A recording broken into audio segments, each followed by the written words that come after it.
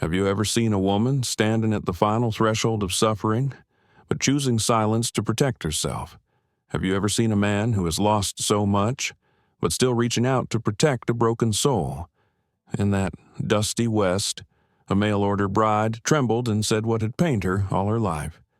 I am deeply hurt by years of being suffocated, and the person listening to her was just a lonely, quiet cowboy, but with a heart big enough to understand that there are pains that do not need explanations. If it were you, standing between a place with only two choices, returning to the dark past or stepping into an uncertain future, which would you choose to save yourself? Have you ever kept silent for a long time, only to realize one day that silence has its own power? If this story awakens something deep within you, please stay as we embark on this journey of human healing. Before we begin, don't forget to like, share, and subscribe to the channel so you don't miss any heart-touching stories. The late afternoon sun hung low over Red Valley, staining the wide Wyoming sky in hues of copper and dusted gold. Heat shimmered above the dirt road, though the air carried the unmistakable bite of early autumn, sharp enough to sting the nose, gentle enough to whisper of a long night ahead. Wind slid down from the far hills, stirring loose straw around the old wooden stage stop. Wagon wheels creaked somewhere in the distance, and from the porch, the faint clink of spurs echoed as a man shifted his weight. Elias Crowford stood there like a weathered silhouette cut out of old timber, broad shoulders, tired stance, and the stillness of a man who had known too many winters alone. His hat, a chestnut brown, felt worn smooth with age, cast a shadow over eyes that rarely softened any more. His hands, resting on his belt buckle, remained steady, though inside him a quiet unease stirred. He wasn't supposed to be here. He wasn't supposed to be waiting for anyone, and he sure as hell wasn't supposed to be waiting for a wife. But the letter had arrived 2 weeks earlier, a curt note from the station master. Your mail-order bride will arrive on the first stagecoach of the month. Elias had stared at that letter a long time, jaw tight, heart tightening further. He hadn't written for a bride. He hadn't posted an advertisement. He hadn't asked for company. His sister had done that, back in Ohio, behind his back, because she feared he'd die alone on that ranch, swallowed whole by silence. Elias had almost thrown the letter in the fire, almost ignored it, almost stayed home today. But he was a Crowford. His father had taught him that if something arrived in your name, you faced it like a man even if you didn't ask for it. So here he stood, waiting. When the stagecoach finally appeared through the veil of dust drawn by two tired horses and driven by an older man with a crooked hat, Elias felt the ground shift under him. The coach slowed to a halt, wheels grinding against packed dirt. A silence settled over the valley, heavy and expectant. Then the door opened. A woman stepped out. She was smaller than Elias expected, slight in stature, but standing with a kind of quiet determination that didn't waver even when the wind caught her coat. Her dress was plain, travel-worn, the dark blue fabric faded from too many miles. She held a single brown leather valise, scuffed at the corners. Her hair, pulled into a loose bun, showed a few threads of silver that caught the sunlight briefly before disappearing into shadow again. Her eyes, soft hazel, ringed with exhaustion, lifted to meet his. There was no smile, no fear, just a tired, searching look, the kind carried by people who had run a long way and weren't sure if they'd finally stopped running. Elias cleared his throat. "Ma'am." She took one hesitant step toward him, boots sinking slightly into the dust. Then she said it, the sentence that froze Elias in place, the sentence that made the wind hold its breath, the sentence that would linger with him long after this moment. "I've been aching down there." She paused, swallowing hard, but not the way men think. Her voice didn't carry shame, only a trembling honesty. The station master nearly dropped the crate he was holding. A man hitching his horse nearby choked on his tobacco. Even the horses seemed to snort and shift uncomfortably. But Elias didn't flinch. He didn't blink, didn't ask a single question. He just listened. Her gaze wavered, as though she expected misunderstanding, judgment, or crude humor. She got none of that. Elias simply breathed in once, quietly, and dipped his head slightly for her to continue if she wished. She didn't. Instead, she looked away, gripping the handle of her valise tighter, her knuckles whitened. Elias finally spoke, voice low and steady as a creek in winter. Name's Elias Crowford. She nodded. Margaret Hale. A gust of wind tugged at her coat, pushing a strand of hair across her cheek. He noticed how thin she looked beneath the fabric, how travel had worn her down, but not broken her.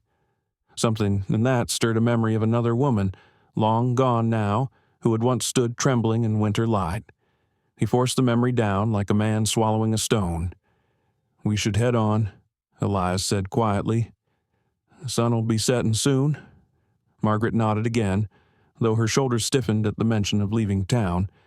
She cast one last look at the crowded porch full of strangers and whispers and seemed to make a decision inside herself. Then she stepped toward Elias's horse. He reached for her valise. "I can manage," she murmured. "I know," he said simply, "but no sense in you carrying it when I'm standing here." His tone was not commanding, just truthful, just practical. The way men of the West spoke few words, much meaning. Margaret surrendered the valise. They walked toward his horse, a sturdy bay gelding named Flint.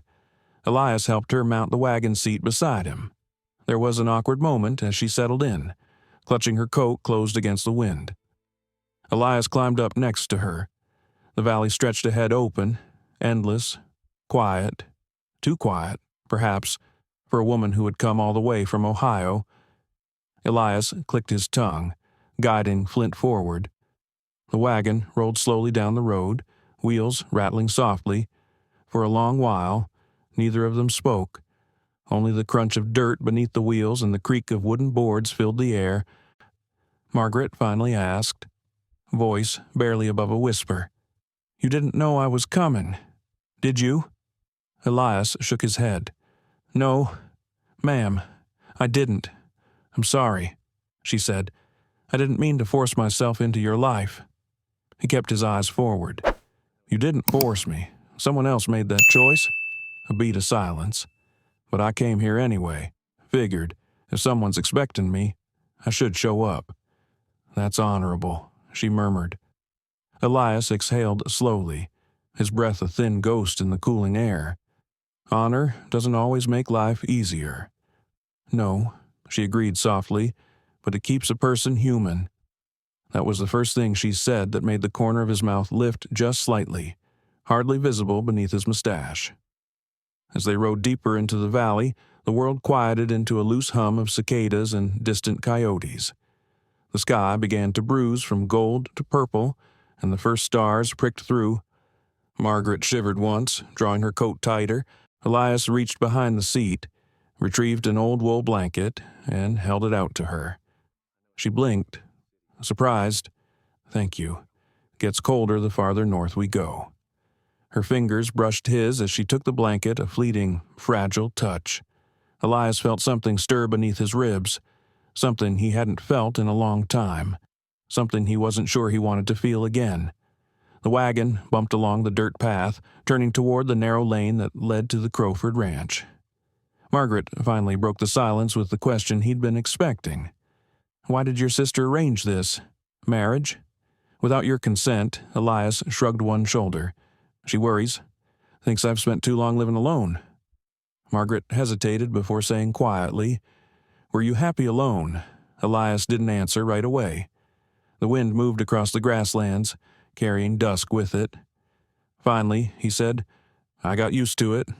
That's not the same thing." Margaret lowered her gaze. "I understand." The rest of the road passed in silence, not the uncomfortable kind, but the kind shared by two people who both carried bruised hearts, both unsure of what waited at the end of the lane. Ahead, the outline of Elias's ranch appeared dark house, darker hills, a lone lantern flickering at the porch, a place shaped by grief, worn by weather, and held together by one man's stubborn will. Margaret inhaled deeply, bracing herself. Elias did the same. Two strangers, 2 wounds, 1 quiet valley, and a beginning neither had asked for, but both had reached nonetheless. The wagon turned down the narrow lane that led toward the Crowford Ranch. Evening light thinned until it slipped behind the ridge, leaving the land wrapped in that silver-blue quiet that always came before nightfall. The air cooled sharply. Margaret pulled the wool blanket closer, though the cold wasn't the part that unsettled her. It was the stillness, a vast, almost aching stillness that reached all the way to the distant hills. Elias slowed the horse when the ranch house came into view. A single lantern burned on the porch, swaying slightly whenever a gust of wind pressed against it. The building itself stood sturdy but worn, as if time had pressed one hand against its walls and the seasons had pressed another. The shutters rattled softly. The roof line sagged just a little near the barn side. Margaret saw a few loose boards near the steps and a scattering of firewood stacked haphazardly beside the porch rail. It was the kind of place that held stories inside its walls, stories that hadn't been spoken aloud in a long time. They came to a stop. Flint huffed, stamping one hoof against the dirt. Elias waited a moment before speaking. His voice came out low. "We are here." Margaret nodded, though uncertainty churned quietly inside her. She waited for Elias to dismount first. When he stepped down, he offered his hand to help her.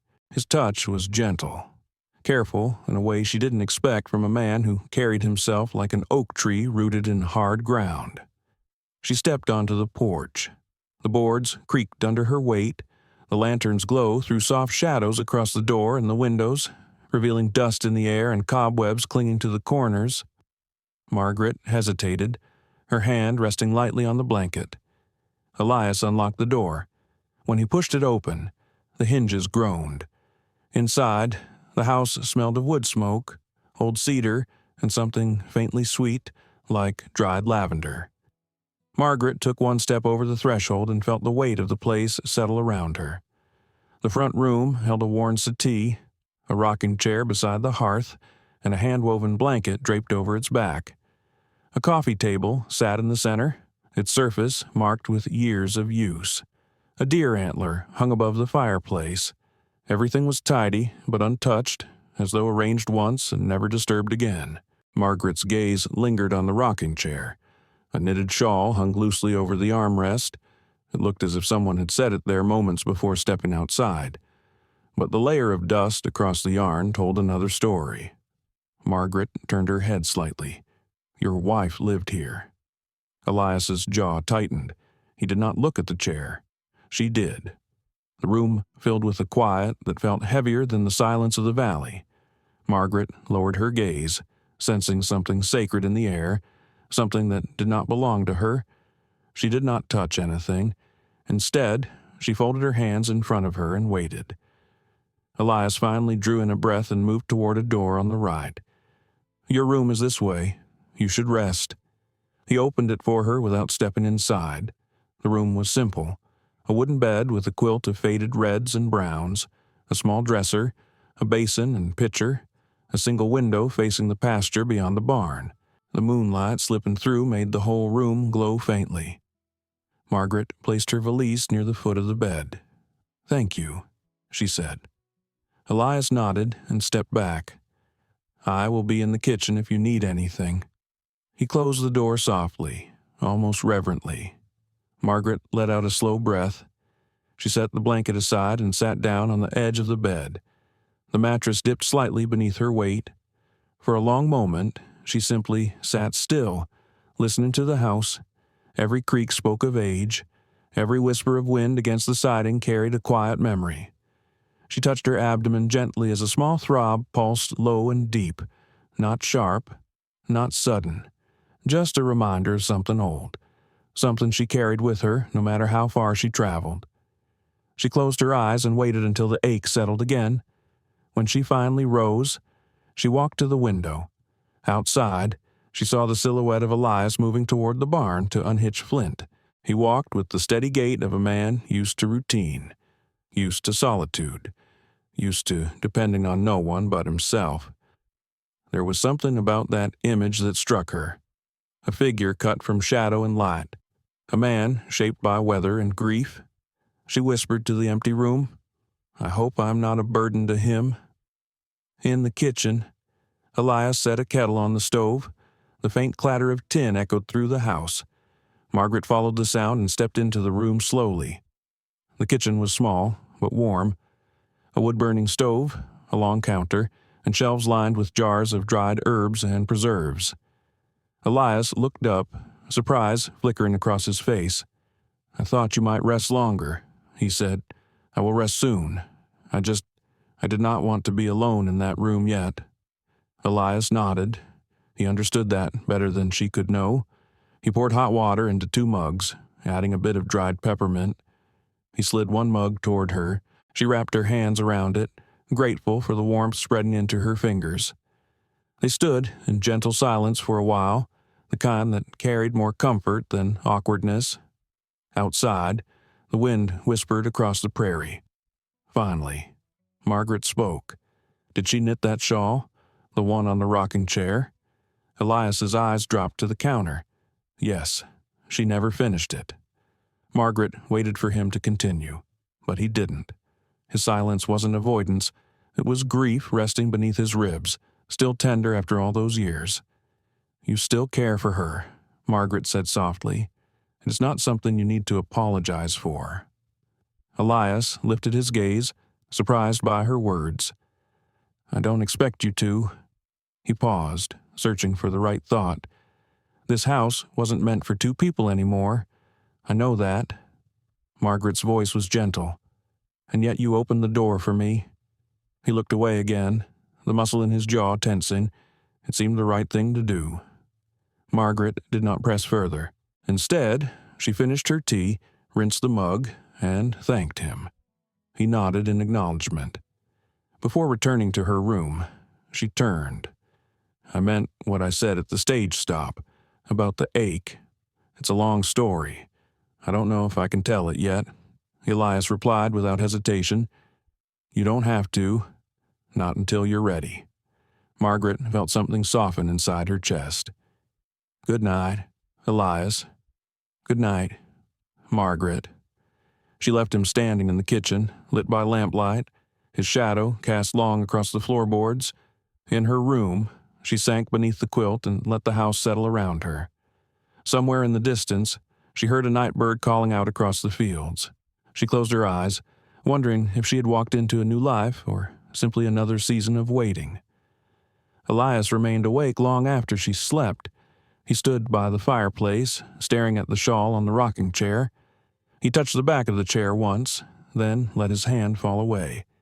He whispered to the quiet room, "I don't know if I'm ready for this." But outside, the night held its silence like a promise. Margaret woke before sunrise.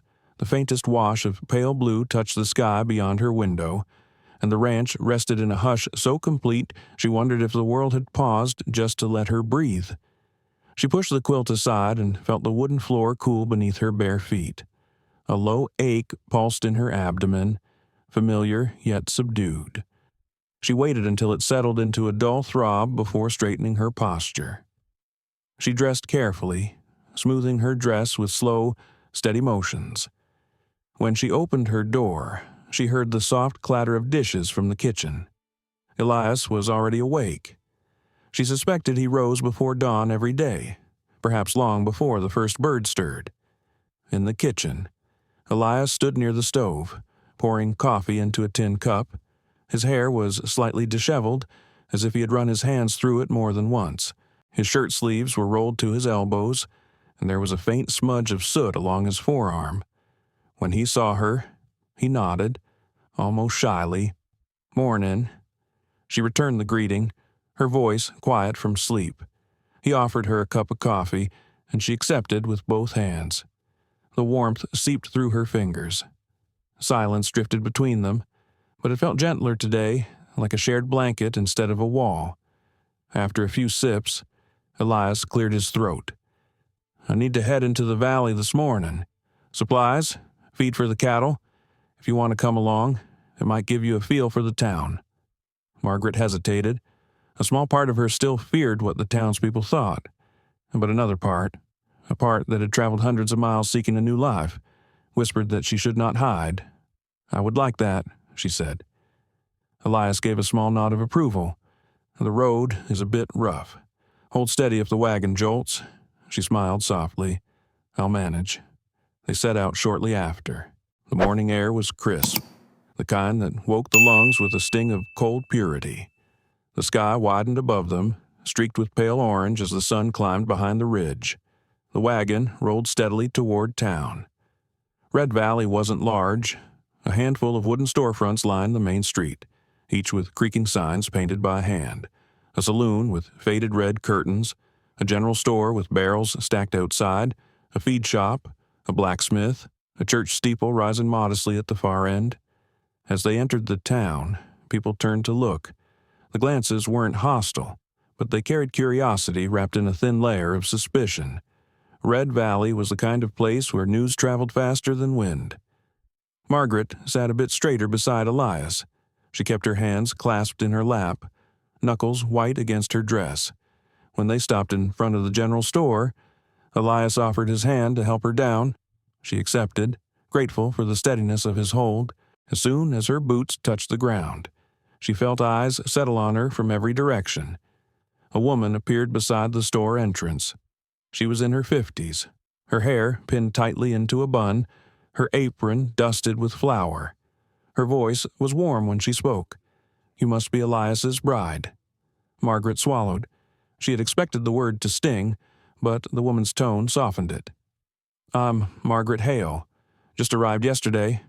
The woman nodded sympathetically. "I remember what it's like stepping into a new town.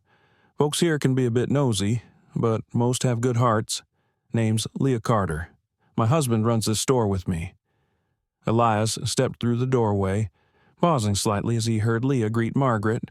Leah gave him a knowing smile. "Be kind to her, Elias. She's got a long road ahead."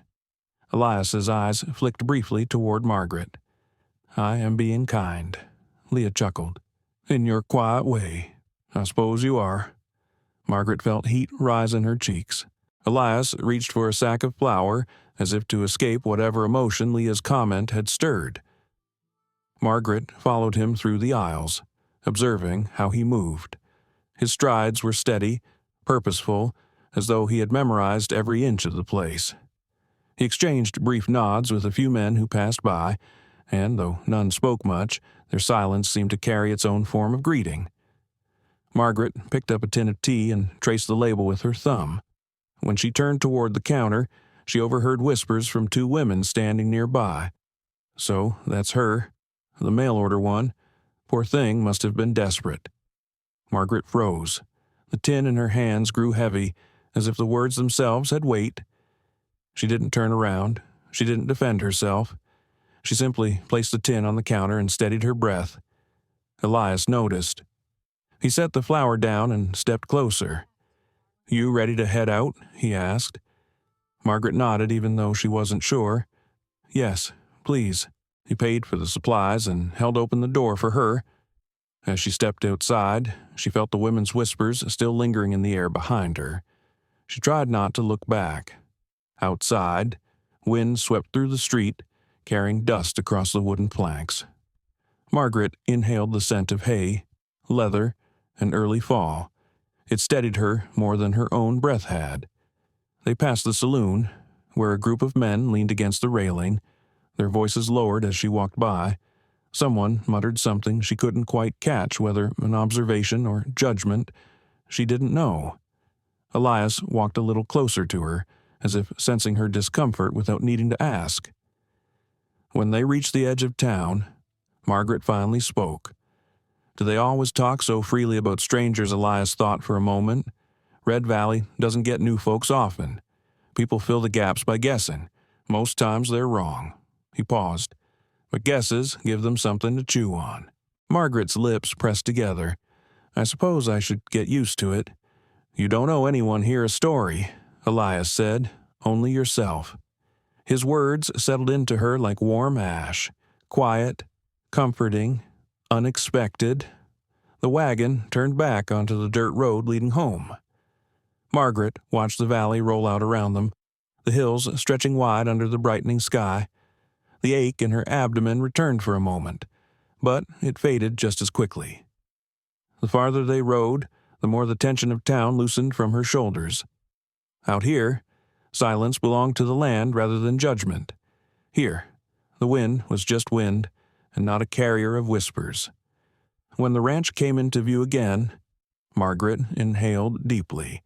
The house still looked like a place suspended between past and present, but she felt less intimidated by it now, maybe because she had seen where the road led in both directions. Inside, Elias set the supplies down on the kitchen counter. Margaret stood near the table, unsure if she should stay or retreat to her room. Elias gestured toward a chair. "Sit. I'll make coffee." His voice was softer than it had been earlier. She sat. He moved around the kitchen with quiet familiarity, pouring water, lighting the stove, stirring grounds into the pot. "You handled yourself well today," he said without looking up. Margaret blinked. "Did I?" He nodded. "Town can test a person's patience. You didn't let them rattle you. That's not easy." She let his words warm her. "Thank you." "Elias." He set a cup in front of her. "You'll find your footing here. It takes time." Margaret wrapped her hands around the cup and allowed herself, for the first time since arriving, to hope he was right. She sipped the coffee slowly. Out the window, the prairie stretched open and unbroken. Somewhere in that wide quiet, she felt the beginning of something new, not certainty, not confidence, but possibility. The afternoon slipped into evening with an unusual hush. By the time the sun began to sink behind the distant ridge, the sky had taken on a heavy, bruised shade that warned of trouble long before the first gust of wind arrived. Margaret stood on the porch, watching the clouds gather in thick layers, each one darker than the last. Elias came from the barn, carrying a coil of rope across his shoulder. He looked at the sky with the instinct of a man who had spent most of his life reading weather like scripture. "A storm's coming in fast," he said. Margaret tightened her shawl around her. "Is it serious?" He nodded once. "Could be. Best get inside." As he went to secure the barn doors, the wind picked up sharply. It swept across the open fields with a rush loud enough to rattle the windows. Margaret stepped back into the house and closed the door, her heart beating faster than she wanted to admit. The air changed. Pressure built inside the walls. Something in the house creaked in protest. Margaret moved through the kitchen, lighting a lamp as shadows thickened around her. Just then, a roar of wind slammed against the siding. The lamp flickered. She held her breath. Elias entered a moment later, shutting the door with force. His hair was tousled from the wind, and his coat carried the scent of incoming rain. "It will get rough for a while," he said. "Best stay away from the windows." Margaret nodded, her palms damp with unease. The house shuddered again. Then a crack of thunder rolled across the valley so loud it seemed to shake the floorboards under their feet. Elias moved to check the latch on the front window. Margaret watched him, taking steadiness from how calm he remained. He worked with practiced movements, tightening the shutters and placing a wooden brace against the back door. When he turned, he saw the fear she was trying hard to conceal. "Storms sound worse in these wide places," he said gently. "Nothing to worry on yet." Margaret offered a small smile, though her stomach fluttered. "I have seen storms, but never this kind. It feels like the wind could swallow the whole sky. It might try," he answered, and though his tone was almost teasing, his eyes stayed careful. The lamps dimmed as another gust hit. Elias gestured toward the living room. "Sit by the fireplace. I'll get it going." Margaret settled near the hearth while he placed fresh logs inside and struck a match. Flames caught slowly, then rose in bright waves, casting warm light across the room. The fire helped chase away some of the cold creeping in through the boards. Outside, the storm grew louder. Rain arrived suddenly, pelting the roof in heavy sheets. The shutters banged. Lightning tore across the sky, filling the room with a brief, ghostly flash. Margaret flinched. Her breath hitched. "This storm feels unending. It'll pass," Elias murmured as he took a seat on the rug near the fire. close enough to reassure her, but not so close as to startle. They sat facing the flames as the storm raged against the house, a battle of sound and fury. For a time, there was nothing but the roar of wind, the weight of darkness, and the small refuge carved out by the fire. Elias leaned his forearms on his knees, the firelight tracing the lines of his face. Then Margaret felt the pain rising. It began as a dull pressure, deep in her abdomen, familiar, unwelcome. She pressed a hand to her stomach, steadying her breathing, but the ache sharpened, like something twisting from the inside. She tried to hide it, but a soft gasp escaped her lips. Elias turned instantly. "Margaret." She shook her head. "It will pass. It always does." But her face had gone pale in the firelight, and she leaned slightly to her side as though bracing against the pain. Elias moved to her without hesitation. "Tell me where it hurts." She hesitated, then spoke through uneven breaths. "Low, deep, left side. It happens sometimes. I thought it would ease by now." His eyes searched hers with quiet concern. "You need to lie down. Come closer to the fire." She tried to shift, but the pain surged again, sharp enough to cut the strength from her legs. Elias caught her before she slipped. His arms were strong and careful as he guided her to lie on the rug beside the hearth, placing a folded blanket beneath her head. The storm outside continued its violent rhythm, but inside the house, everything narrowed to the sound of Margaret's breathing and Elias's steady presence beside her. He knelt close, one hand hovering near her shoulder. "Margaret, look at me." She opened her eyes. "You're safe here," he said quietly. "I've got you." His voice had a weight to it, not loud, not urgent, but deeply anchored. It steadied something in her chest. She breathed slowly until the worst of the pain eased into a faint pulse. After a long silence, she whispered, "It started after the war. I worked in a field hospital. An explosion nearby threw me across a stone wall. They said the injury healed, but it never healed right. Some days are good, some are like this." Elias listened fully, the same way he had listened at the stage stop, not interrupting, not doubting, not judging, just absorbing the truth she offered. "I'm sorry you carried that alone," he said. The fire crackled. Rain hammered the roof in relentless waves, but his words cut through the noise with a warmth she hadn't known in years.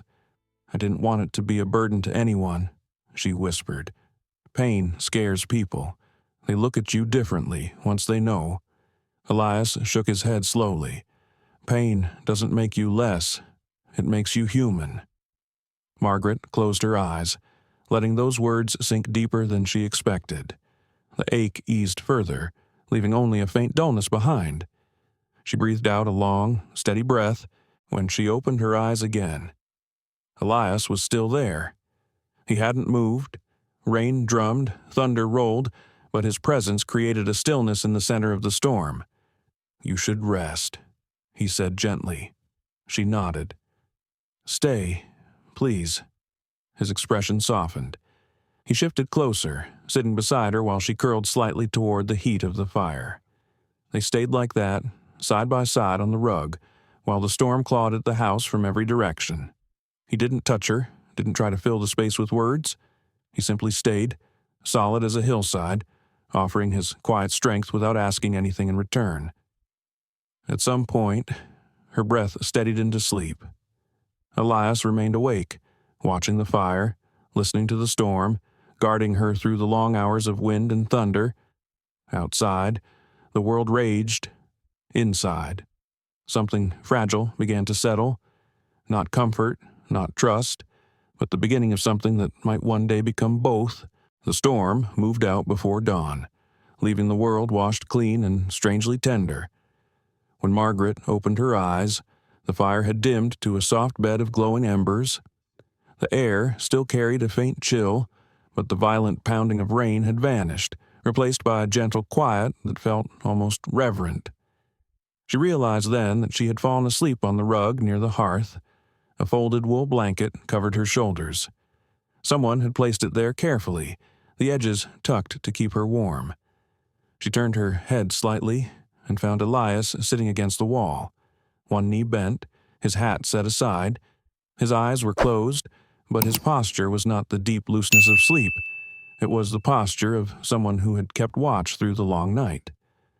Margaret lifted herself slowly, and the ache in her abdomen had settled into a faint whisper. Elias stirred at the sound of her movement and opened his eyes. "Morning," he said softly.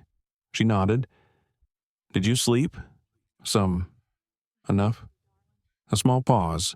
"How do you feel?" "Better," she answered. "Enough to stand." Elias rose and extended a hand to help her. She accepted it, surprised again by the steadiness of his grip. Once she found her footing, he stepped back a respectful distance. "I'm sorry I troubled you last night," she whispered. "You didn't trouble me. Storms hit harder when someone faces them alone." His voice held no judgment, only truth spoken with gentle weight. Margaret lowered her gaze, touched by something she couldn't quite name. Silence pooled between them, soft as the dawn light creeping through the windows. Elias turned toward the kitchen. "Sit at the table. I'll fix breakfast." She followed him and settled into a chair. He moved with a quiet efficiency, as though he had prepared the same breakfast many mornings before, long before she arrived at the ranch. Eggs cracked, bread sliced, coffee stirred in a pot. The scent of frying butter filled the room, earthy and warm. Margaret watched him work. There was something calming in the way he handled each task, as if simple routines kept the world anchored where grief once tried to unravel it. When he finally placed a plate in front of her, she smiled gently. "Thank you." Elias sat across from her. They ate without hurry. Outside, the land glistened from the night's rain. Water droplets clung to the window, catching the early light and scattering it like shards of tiny stars. When they finished, Elias collected the dishes. "I'll take care of these. You should rest if you need to." "I think I would like to step outside," she said, "just for a short while. Fresh air might help." He studied her face for a moment, as if to ensure she meant it. "Stay close to the house. The ground's still slick?" Margaret nodded and reached for her shawl before stepping onto the porch. The boards were damp under her boots. A thin mist hung low over the fields, and the world smelled of wet earth, pine, and something crisp carried in the morning wind. For the first time since arriving, she felt a small sense of peace settle inside her chest. Not full comfort, but an easing, like someone loosening a too-tight bandage. She walked only a short distance, stopping near a fence overlooking the pasture. The storm had left puddles that mirrored the sky. Birds began to stir in the trees, shaking droplets from their feathers. Margaret wrapped her arms around herself, letting the lingering chill wake her fully. She stood in the quiet, replaying the moment when she collapsed the night before. The memory felt hazy, softened by exhaustion, but she remembered Elias's voice cutting through the storm. Steady, grounded, a voice she had not expected to trust. She pressed a hand to her stomach. It no longer hurt, but the fear remained. That old fear of how others might react if they knew how fragile her body could be, how unpredictable. She had carried that fear for so many years that it felt like a second heartbeat. Behind her, the door creaked open. Elias stepped onto the porch, his boots making a soft thud on the damp wood. He remained near the steps, giving her space. "You doing all right?" he asked. "Yes," she replied.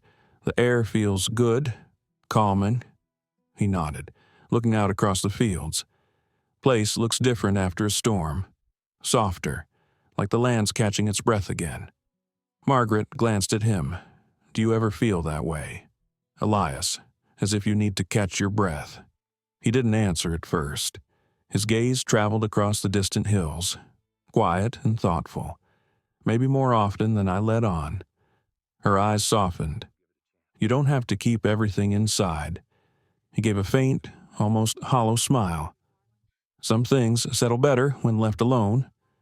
Margaret's voice dropped to a gentle whisper, "And some things settle better when shared." He did not reply, but she saw a shift in his expression, like something inside him had tilted ever so slightly. They stood together a long moment, letting silence speak where words could not. Finally, Elias turned and gestured toward the barn. "If you're up to it, I could use an extra pair of eyes. Might be some damage out there from the storm." Margaret nodded. "I'd like to help." He walked beside her across the yard. The storm had scattered debris everywhere. Loose boards, fallen branches, a few shingles torn from the roof. The barn door was askew, leaning on weak hinges. Elias stepped inside first, scanning the interior. "Roof held fine," he said. "Sawdust wet, but no serious damage." Margaret watched as he lifted fallen tools and set them back in place. His movements showed no irritation, no frustration with the mess, only the quiet patience of a man accustomed to rebuilding what storms tried to take. "Is this how life is here?" she asked softly. "Constant mending, pretty much," he replied. "Storms come. You fix what breaks, you keep going." Margaret exhaled slowly. "I suppose people are the same way." He stopped, turning to face her. Maybe so. Their eyes held for a moment longer than necessary. Not longing, not fear, just recognition. Two people shaped by different storms, standing in the same quiet aftermath.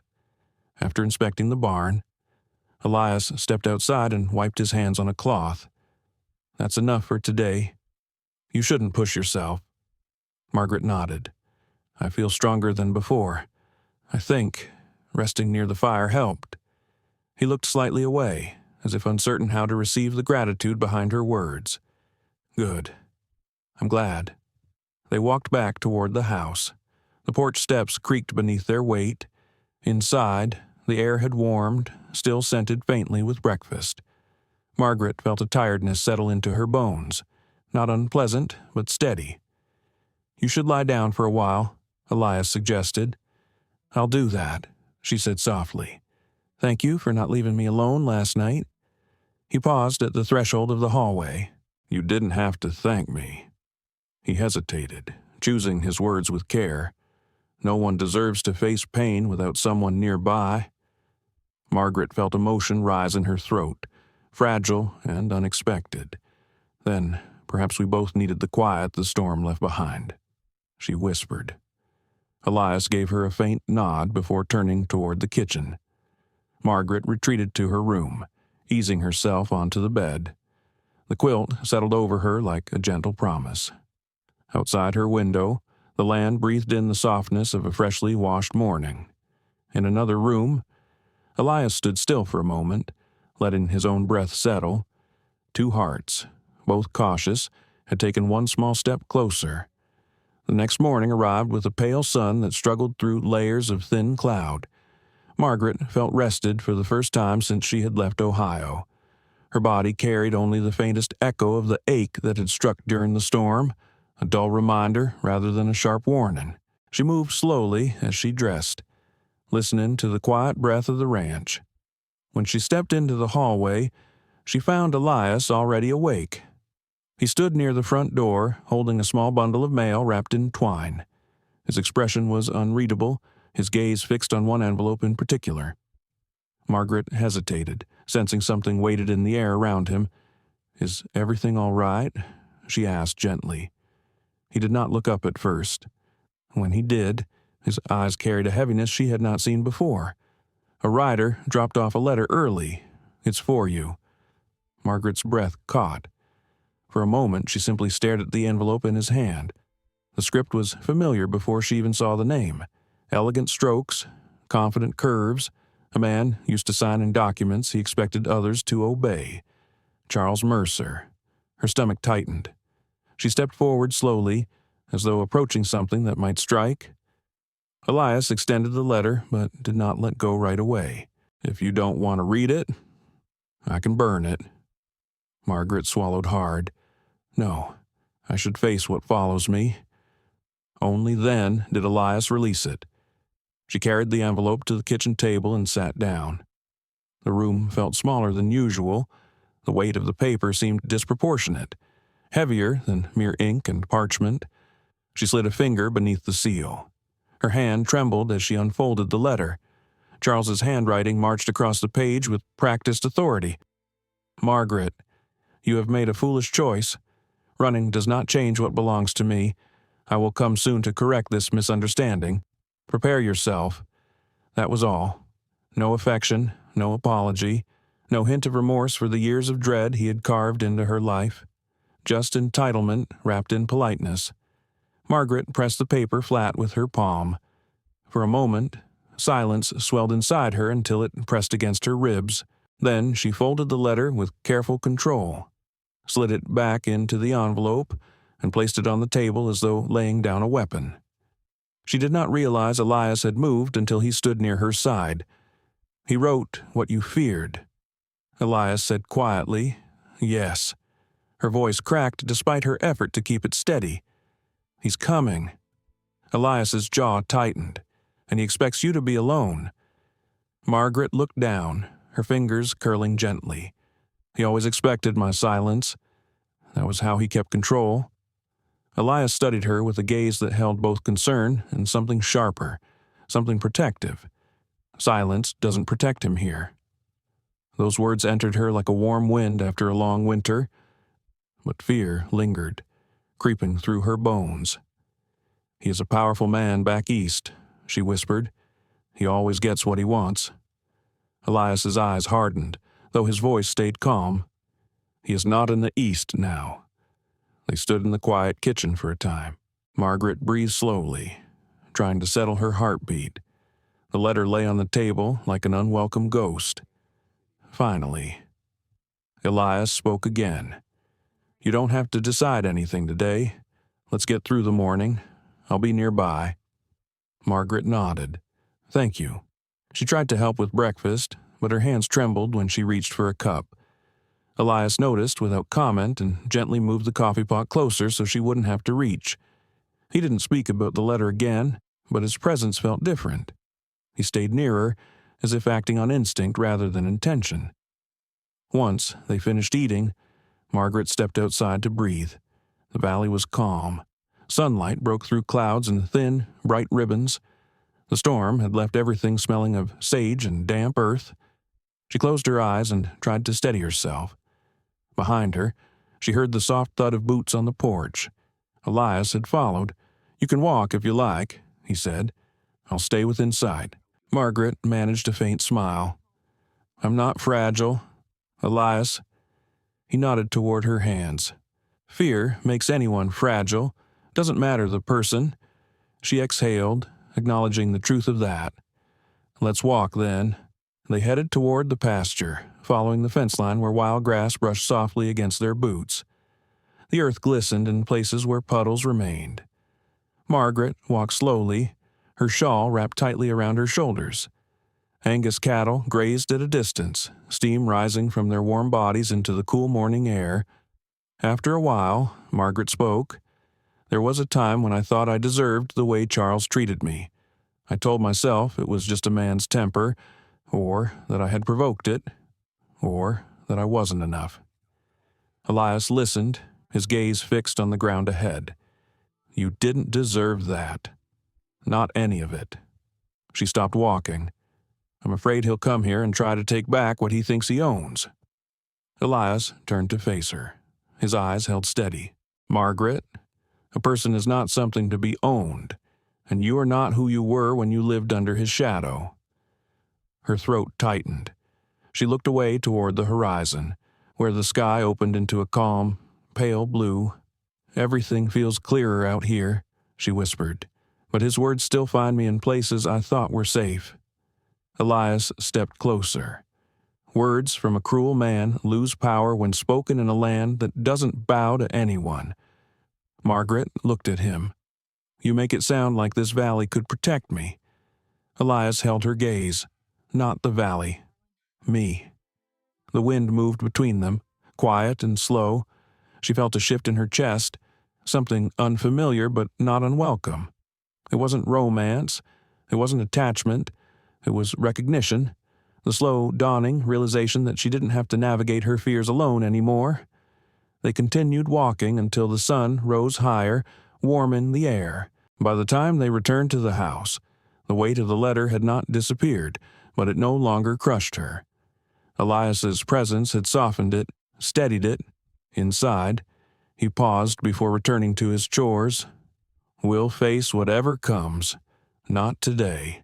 But when it happens, Margaret nodded. Thank you for not asking me to hide my fear.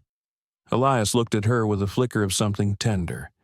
Fear isn't shameful. Running from it is. You didn't run. You came here.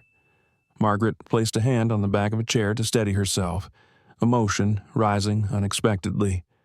I didn't know if I would survive the life I left. Coming here was the first choice I made for myself in years. He gave her a slow nod. And now you have another. You don't owe that man your silence anymore. She held on to those words as if they were a lifeline. The letter remained on the table, but it no longer felt like a sentence. It felt like a shadow she could turn and face. Perhaps, for the first time in her life, she believed she might win. The day stretched long after the letter arrived, each hour carrying a weight that Margaret felt in the quiet corners of her mind. The ranch moved through its usual rhythm, cattle grazing, chickens fussing in the yard, a wind that carried the scent of sagebrush and distant pine. Yet, beneath the ordinary sounds, a kind of tension settled over everything, thin but unmistakable. Margaret spent the morning mending a shirt that Elias had left folded neatly on the table. The hem had frayed from long use, and she worked slowly, letting the familiar motion soothe her. But every now and then her gaze drifted toward the envelope resting near the window. She didn't touch it again, yet its presence brushed at her awareness like a persistent whisper. Outside. Elias was repairing part of the fence that the storm had weakened. She could see him from the window, moving with a steady purpose that steadied her in return, even from a distance. She sensed a shift in him. Not anger, not fear, just a quiet resolve settling into his shoulders. When midday came, she stepped outside to bring him water. The sun was high, casting long shadows behind them. His shirt was dusty, the sleeves rolled past his elbows, revealing arms shaped by years of ranch labor. She handed him the tin cup. You should rest a moment, she said softly. He nodded and drank, then wiped the sweat from his brow. Thanks. You didn't have to. I wanted to. For a brief moment, he simply studied her, as though hearing a meaning beneath the words that she had not intended to reveal. But he did not ask for more. He set the cup aside and leaned on the fence post he had been replacing. How are you holding up? He asked. Margaret drew in a slow breath. I keep thinking I left everything behind, but the past has a way of finding where you run. You didn't run, Margaret. You chose something else. She looked down at her hands. I chose peace. I thought peace could be found far away from the things that hurt me. But now it feels like they followed me across the country. Elias shook his head gently. Pain follows when you've never had a chance to face it. That doesn't mean it gets to win. His words struck her deeper than she expected. She stared at the grass swaying along the fence line, letting the breeze cool her face. Do you ever wonder if the life you chose was the right one, she asked. Every day, he answered quietly. But wondering isn't the same as regretting. She looked up. Do you regret anything? Elias hesitated. The wind slowed. The ranch fell into a hush that felt almost intentional. He took a long breath. I regret the years I spent thinking I could outrun grief. I believed if I worked hard enough, stayed far enough from people, the quiet would be enough. Did it help some days? Other days it reminded me how empty a house can become. Margaret's heart tightened. She had sensed loneliness in him, but hearing it spoken aloud stirred something tender inside her. I don't want to bring more emptiness into your life, she whispered.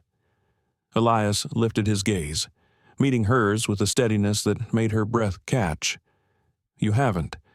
You've brought noise where there was nothing, and warmth where there was cold. Her eyes softened as a warm flush touched her cheeks. She glanced toward the distant ridge, suddenly shy. Elias, you don't even know me fully. I know enough to see the kind of woman you are. Silence settled between them, not heavy, not rushed, just the kind that allowed a heart to breathe a little deeper. After a moment, Margaret spoke again. I need to learn how to stand without shaking. The letter. It took more from me than I wanted to admit. Then let the land teach you, he said. Prairie has a way of making a person stronger. Come with me. He set the tools aside and gestured toward the open field. Margaret followed, uncertain but willing. They walked past the barn and through a small gate that opened into a wide stretch of meadow. The grass here was tall, brushing against their boots.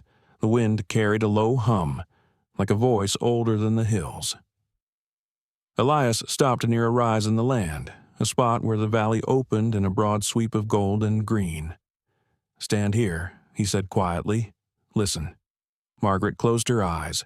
The world unfolded in layers, a soft rustle of grass, the distant cry of a hawk circling overhead, the faint trickle of a small creek beyond the ridge. The earth beneath her feet felt solid, rooted deeply into something older than any fear she carried. Elias stood beside her without speaking. After a long moment, Margaret opened her eyes. It feels grounding. This land doesn't lie, Elias said. It doesn't take what isn't given. It doesn't demand. It teaches. His voice lowered. Let it teach you that what that man took from you wasn't strength. It was silence. And silence can be reclaimed. Margaret breathed slowly. I'm trying. You're doing more than trying. She looked at him then. Really looked. How can you be so patient with me? Elias's expression softened with a quiet honesty that reached deeper than kindness. Because someone should have been patient with you long before you ever came here. The air shifted inside her chest. A soft ache spread beneath her ribs, not painful, but awakening. They walked further into the meadow, and the terrain sloped gently downward. Margaret touched the tips of the grass with her fingers, letting the sensation ground her.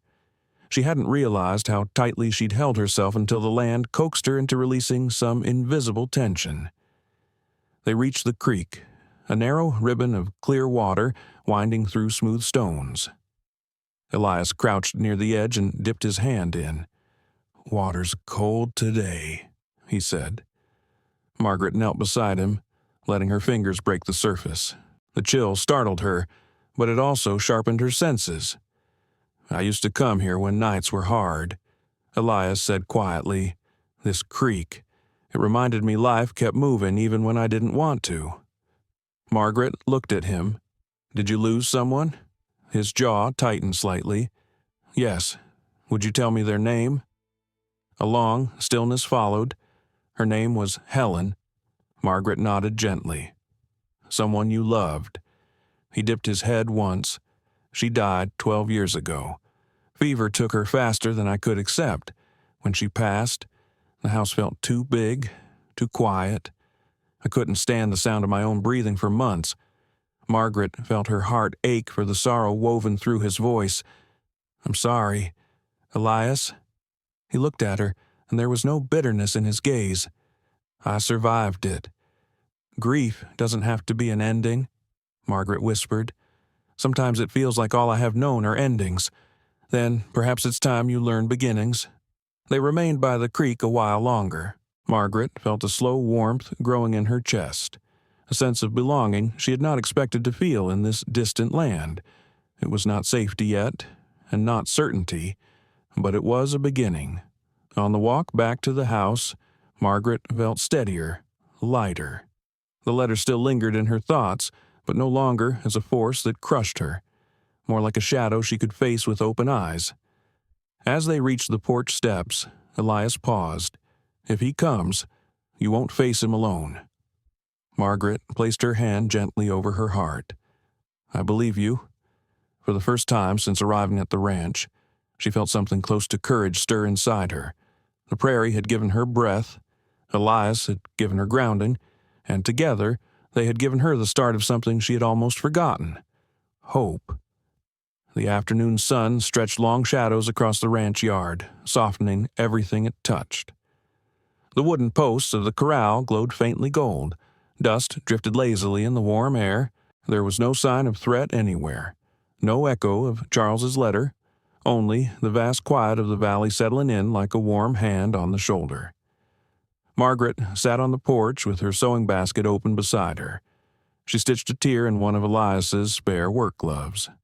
The leather was worn and cracked from years of use, shaped to his hand in a way that told stories she had never heard. Each pull of the needle through the leather made a small, steady sound that calmed her breath. Inside the house, she could hear the faint rhythm of Elias moving about, the slow creak of a cabinet, the soft thud of a boot against the floor.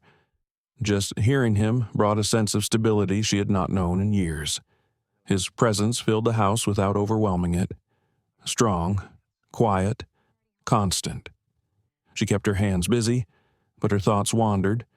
She thought of the creak, of Elias's confession about Helen, of the gentle way he had spoken her name. She wondered if the land healed him as much as it revealed the wounds he still carried. Her needle paused mid-stitch. She had never known a man who treated silence as a form of care. Charles had used silence as punishment. Elias used it as respect. That difference settled deep inside her, like roots taking hold in soil, finally ready to nourish something new. The screen door opened and Elias stepped onto the porch. He held a small tin of oil for his saddle. His gaze flicked to the glove in her lap. "You fixed that one fast," he said softly. She smiled. "You've taken care of enough things today. I thought your gloves deserved the same." Elias sat on the top step where he could face her without crowding her space. The sunlight caught the edges of his hair and softened the rugged lines of his face. "You don't have to do all that," he said. Margaret threaded her needle again. "I know, but it feels good to do something that belongs here, something that contributes. It makes the ranch feel less like a place I'm borrowing." Elias turned the oil tin in his hands thoughtfully. "Margaret, nothing about you being here feels borrowed." She looked at him. Her breath caught a moment. "Thank you for saying that." He nodded, as though the words required no effort at all. For a while they simply sat together, the breeze moving between them like a gentle companion. The quiet wrapped around them in a way that felt safe rather than empty. After some time, Elias spoke again, his voice low. "Do you want to talk more about the letter Margaret's fingers paused against the glove? I don't know what to say yet. My thoughts feel like they're still settling, like the storm left them scattered across the house." "It's all right," Elias said. "Talking isn't about forcing anything. It's about letting something out when it's ready." She studied him, struck again by how different he was from any man she had known. "May I ask you something?" she said softly. "Anything. When you lost Helen, did you feel like grief tried to turn your life into something you didn't recognize?" Elias's gaze drifted toward the open fields. "Every day," he answered. "But I learned something. Grief changes shape. It doesn't vanish, but it stops choking you once you stop running from it." Margaret nodded slowly. "I spent so many years afraid of my own pain, and of his anger. I kept trying to shrink myself so I wouldn't provoke him." Elias's voice carried a quiet firmness. "You don't have to shrink for anyone now." Margaret lowered her eyes. "Some habits linger even after the danger is gone." He watched her carefully. "You're learning to unlearn those habits. That takes strength." She felt a warmth rise inside her chest, delicate yet steady. "Do you think strength can return after it's been taken?" "Yes." His voice was certain. "It returns the moment someone believes they deserve it." Her breath trembled slightly. "And do you believe that I believe you deserve more strength than you've ever been given?" Emotion welled in her throat, unexpected and deep. She looked away, trying to steady herself. "I'm sorry," she whispered, for what Elias asked gently, for falling apart in small ways, for not being the kind of woman who arrives confident and unbroken, for bringing trouble onto your land. Elias shifted closer, resting his forearm on the rail beside her. "Margaret, no one arrives unbroken, not out here, not anywhere, and trouble has a way of finding even the strongest people." Her hands stilled in her lap. "You are not a burden," he said. "You are a person trying to live after losing too much. That's something I understand better than most." Margaret felt tears gather in her eyes, soft as dew. "I don't know how to let myself trust that. You don't have to decide all at once. Trust isn't something you hand over in one piece. It's something you offer one breath at a time." She breathed slowly, letting the words settle deep. The sun dipped lower behind the barn, turning the sky a muted orange. Crickets began their soft evening song. Margaret finally whispered, "There's something else I haven't told you." Elias waited. Charles wasn't just cruel. She swallowed hard. He convinced everyone around us that my illness was nothing but weakness, that I exaggerated to avoid my duties, that I sought pity. Her voice dropped. He made me believe it too. For a long time, Elias's expression darkened with quiet anger, but his voice stayed steady. That was never weakness. Pain is real whether others understand it or not. Margaret pressed her hands together. Sometimes I still hear him in my mind, telling me I'm dramatic, fragile, impossible to tolerate. Elias looked directly at her. "Margaret, none of that is true. Not then, not now, not ever again." Her breath shuddered with the release of something she had held too tightly for too long. "You speak as if you know me already," she said softly. "I speak as someone who sees what you're becoming," Elias replied. "Someone who refuses to let another person decide your worth." Margaret's shoulders eased, her chest loosening in small increments. A silence settled between them again. But now it felt different. Not avoidance, not fear, but the quiet that follows when truth finally has room to breathe. After a long moment, Elias stood. "Come with me. There's something I want to show you." Margaret rose and followed him down the porch steps. They walked toward the barn, where the sky had darkened into a dusky lavender. Through the open door, she saw the warm glow of lantern light. Elias led her inside and pointed toward a wooden shelf near the back. "Look there." Margaret stepped closer. On the shelf sat a small wooden box, worn smooth by time. She lifted it carefully and opened the lid. Inside lay a simple silver hairpin set with a single piece of turquoise. "It belonged to Helen," Elias said softly. "I kept it because I didn't know how to let go, but keeping it here hasn't brought her back. It only reminded me of what I lost." He paused. "I'm ready to let this be part of my past now." Margaret looked at him, surprised. "Why tell me this? Because something inside me changed when you stepped onto this land." His voice softened. "You aren't replacing what I lost, but you're reminding me that life isn't done offering moments worth caring for." Margaret felt her breath falter. "Elias," he nodded toward the hairpin. "Keep it if you want, if it comforts you, if it reminds you that both of us are learning how to begin again." Tears pricked her eyes. "I'll keep it safe," she whispered. Elias stepped back, giving her space as a lantern glow wrapped around them. Outside, evening settled fully over the valley, bringing with it a quiet that felt like the beginning of something tender. Margaret held the hairpin close, knowing that trust, once broken, did not return in loud declarations. It returned in moments like this, small, steady, unspoken but unmistakably real. Hope slipped into her chest again, and this time it stayed. The evening settled gently over the ranch, carrying with it a mild breeze that whispered across the open fields. Margaret stood in her small room, the soft lantern light brushing over her hands as she held the silver hairpin that once belonged to Helen. She turned it slowly between her fingers, feeling the cool metal warm against her skin. It felt like an object that held more than memory. It held a passing of trust. A quiet acknowledgement that both she and Elias were stepping toward something unspoken, yet unmistakably alive. She placed the hairpin carefully into a cloth pouch and set it on the nightstand. Then she stepped to the small window and looked out across the valley. A pale moon hung low, lighting the grass in a silver sheen. The world looked almost peaceful, untouched by shadows from the past. Almost. A faint unease stirred inside her. Not from the land, not from Elias, but from the weight of the letter that still lay on the kitchen table. The words Charles had written had sunk beneath her skin like thorns that refused to loosen. She had spent years tightening her breath around fear. Now, with the possibility of a new beginning before her, the old patterns fought to reclaim their hold. Margaret touched the window frame lightly. "I do not want to live afraid anymore," she whispered into the stillness. A soft knock came at her door. Margaret Elias's voice carried a calm warmth. "If you're awake, would you like to sit outside for a bit? The night's good for thinking." She opened the door. "Yes, I think I'd like that." Elias stepped aside so she could join him.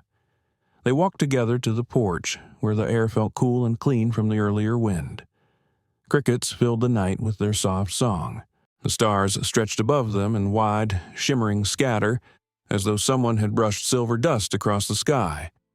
They sat on the wooden steps, not too close, not too far. The lantern near the door flickered quietly. Elias rested his hands on his knees. "You've been quiet since earlier. Is it the letter?" Margaret looked out toward the dark line of the ridge. "Partly, and partly, memories that wake up when something changes." Elias waited, offering silence the way one offers an open hand. She took a slow breath. "When I lived with Charles, I thought the world would punish me for leaving, that I would be judged for failing him, even if he had harmed me." Elias's gaze softened. "You didn't fail him. You survived him." Her breath shivered slightly. "He convinced everyone around us that I was fragile, dramatic, that my illness was a sign I lacked discipline. And when I tried to speak for myself, people looked at me like I was ungrateful for everything he provided." Elias turned toward her. "People who choose comfort over truth are not worth believing." Margaret closed her eyes briefly. "I know." A pause, but the echoes, they linger. Elias's voice dropped. "Tell me what you fear most right now." She opened her eyes. "That he'll come here, stand on this porch, and speak in that voice of his, the one that made me doubt myself more than any wound ever could." Elias's jaw tightened ever so slightly. "What would you want to do if that happened?" Margaret stared at her hands. "Part of me wants to stand tall, to speak plainly, to tell him he no longer has any claim over me." Her voice faltered.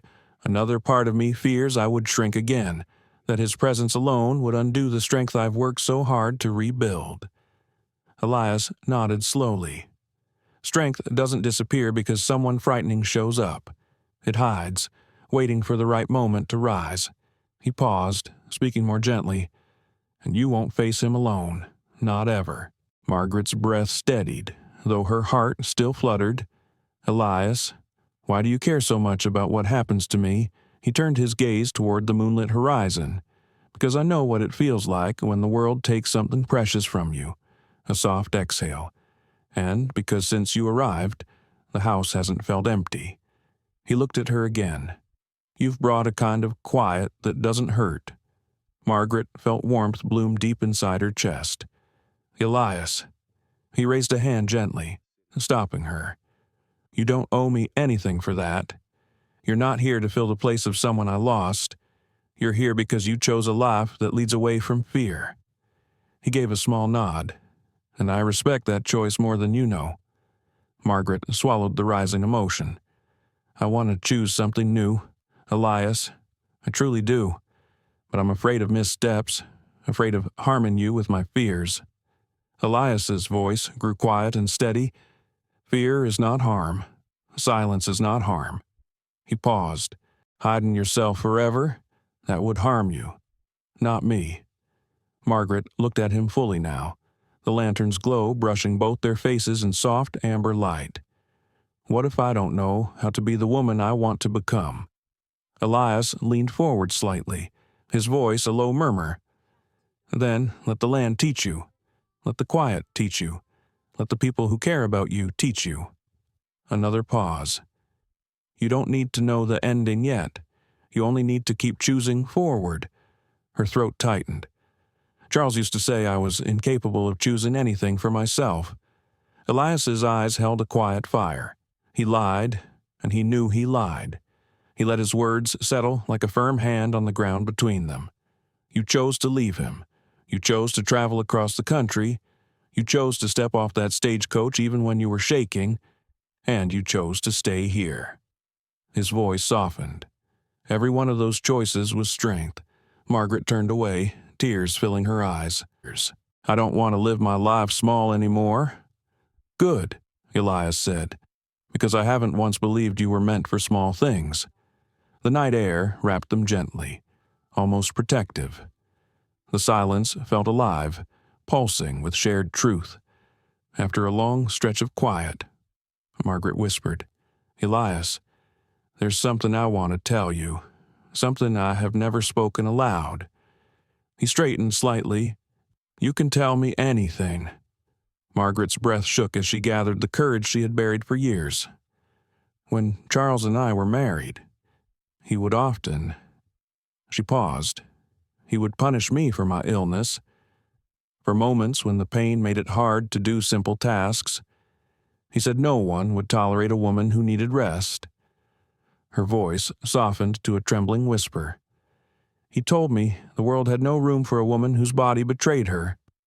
Elias's expression darkened with a controlled fury that did not aim itself at her but at the cruelty spoken into her life.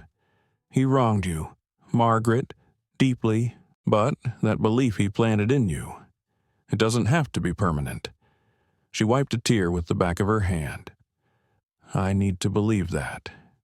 "You don't need to," he said gently. "You've already begun to."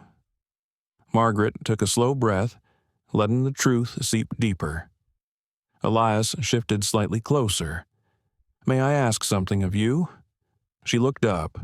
"What is it when fear rises again and it will don't hold it alone? Speak it. Let me be someone you trust with the weight." Margaret felt her heart steadying, like a trembling flame shielded by a cupped hand. "I will try." "Trying is enough," Elias said.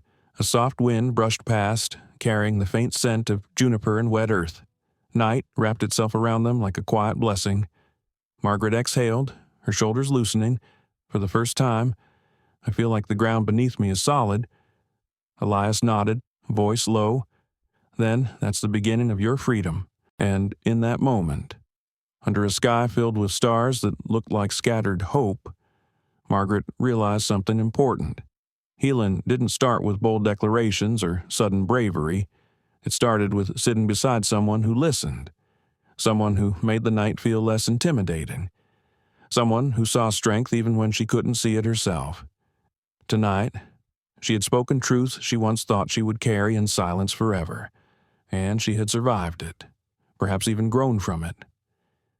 The next morning broke softly over Red Valley, the sky tinted with pale lavender and streaks of early gold.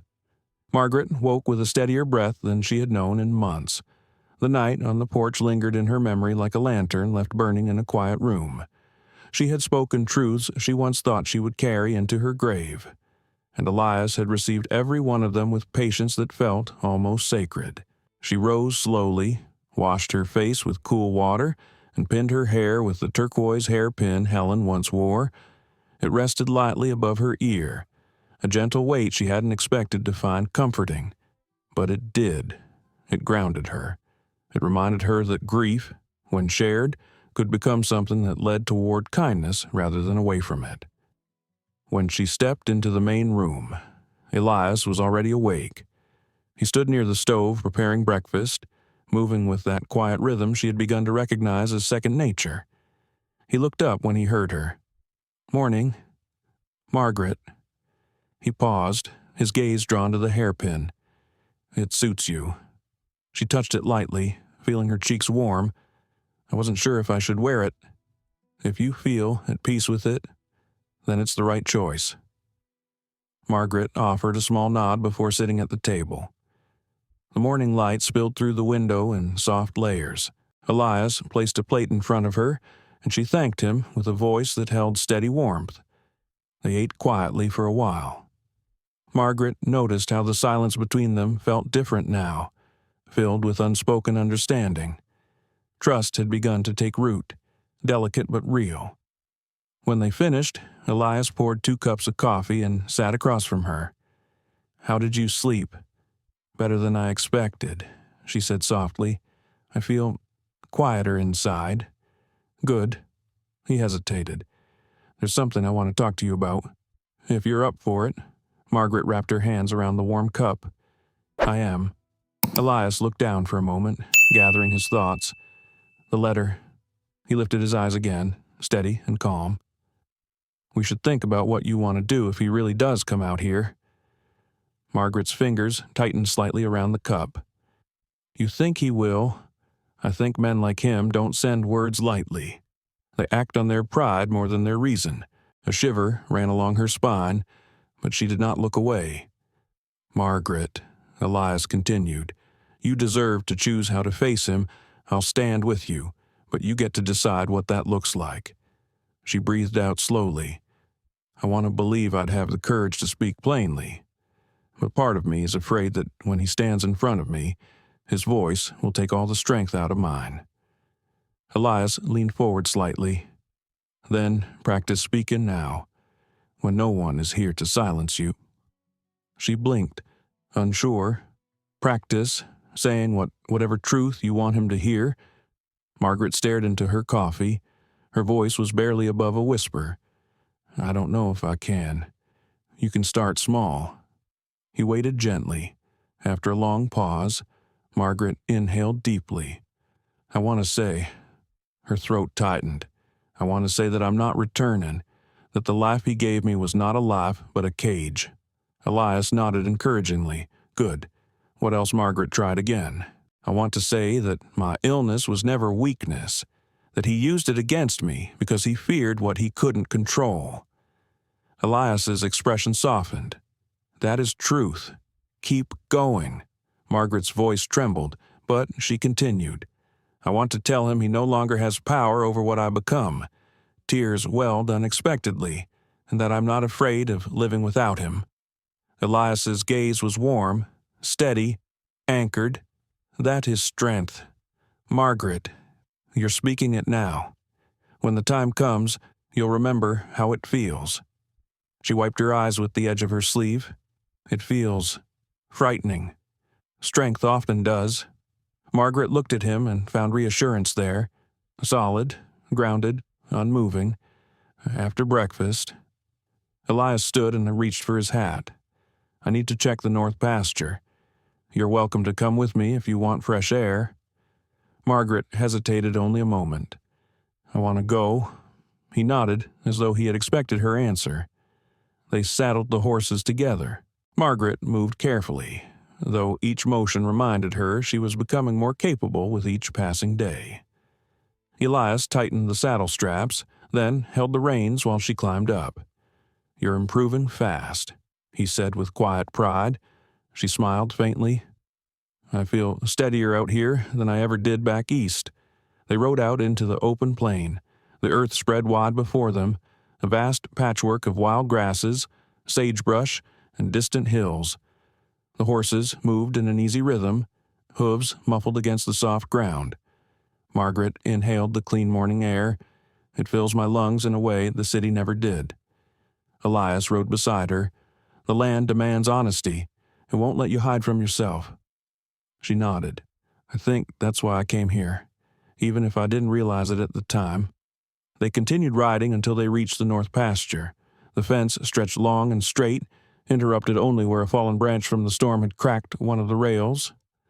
Elias dismounted. I'll fix this quick.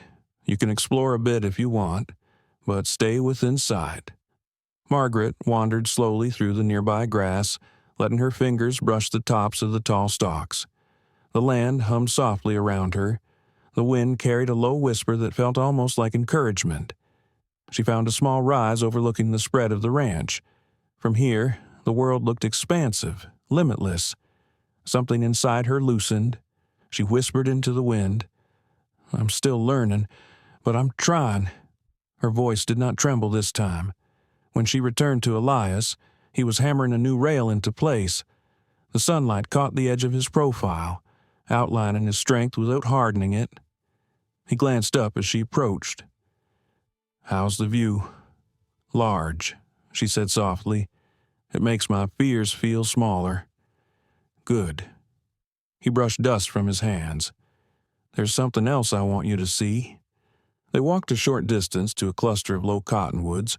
Beyond them lay a narrow ravine carved by years of spring runoff. Water trickled faintly at the bottom, catching shards of light. Elias pointed to the far side. "I built my wife's resting place over there, under the large maple." Margaret froze. Elias spoke gently. "I'm telling you this because trust isn't a one-way road. Last night you shared pieces of yourself you'd kept locked away. This is my piece." Margaret approached the edge slowly, looking across the ravine. Beneath the maple stood a simple wooden cross, weathered from years of sun and wind. A single stone sat before it, smooth and pale, marking a life once lived. Margaret felt a swell of tenderness and sorrow. She must have been someone very special. Elias nodded. "She was, and loving her made me who I am. Losing her made me quieter." He looked at Margaret then. "Meeting you has made me listen again." Margaret's breath trembled. "I don't want to replace her. Elias, you aren't." He stepped closer. "You're becoming something different in my life. Something present. Something alive." Margaret closed her eyes briefly, absorbing the weight of his words. She opened them again. "I don't know what lies ahead, or how much courage I can gather when Charles arrives." Elias touched his hat brim lightly. "Then let today be enough. Let tomorrow bring its own strength." Margaret nodded, her heart steadying. "Will you walk with me back to the house? Always?" They walked together through the tall grass, the morning sun warming their shoulders, the land unfolding in soft waves around them. Margaret realized then that beginnings were not loud things. They were quiet steps taken beside someone who stayed, someone who listened, someone who believed she could stand without shrinking. Fear still lingered, but hope finally walked beside it. The days that followed carried a hush that felt both comforting and uneasy. Margaret moved through the ranch with steady steps, though her thoughts wandered often to the letter still tucked away in the small drawer beside her bed. The sharpness of Charles's words no longer cut her the way they had at first, but the shadow they carried clung to the edges of her mind, reminding her that the past rarely stayed buried when someone determined to reclaim power went looking for it. Yet life at the ranch continued its slow, grounding rhythm. She fed the chickens in the early light, listening to their soft clucks. She swept dust from the porch, watching morning sun spill across the yard. She prepared supper beside Elias, sometimes in silence, sometimes trading soft stories about the land or small memories from her childhood. Each day wove her deeper into the place, binding her gently to a land that didn't ask her to be anything but present. One morning, as the sun began its climb above the ridge, Margaret came out to find Elias saddling his horse. His movements were deliberate, but something in the air around him felt different, tense, as though he was bracing himself for something he didn't yet name. "You're heading out early," she said quietly. Elias glanced up. "There's something I need to check near the southern trail. A wagon track was spotted there yesterday. Could be nothing. Could be travelers passing through." He tightened the strap. "But I want to be sure." Margaret's heart tightened with a slow, creeping worry. "Do you think it could be him?" Elias didn't answer immediately. He adjusted the saddle and stood still for a long breath. "I don't know, Margaret. But if a man like him intends to come out here, he won't send warning twice." Margaret swallowed. "I don't want trouble brought onto your land." His gaze softened. "Trouble isn't your fault, and none of this is yours to carry alone." She nodded, though fear clenched like a small fist beneath her ribs. Elias mounted the horse and shifted the reins. "Stay close to the house. If anyone rides through, keep the door locked until I return." She stepped closer, unable to keep the tremor from her voice. "Elias, be careful." He gave her a slow nod. "I will." Then he rode off across the field, disappearing into a line of cottonwoods at the edge of the property. Margaret watched him until the last flicker of movement faded from sight. A heaviness lingered long after he was gone. She returned to the house, but her thoughts refused to settle. She tried pouring herself into chores, sweeping the floors, washing linens, polishing the wood along the window frames, but her hands moved without calm, and every creak of the house made her glance toward the porch as though expecting shadows to appear.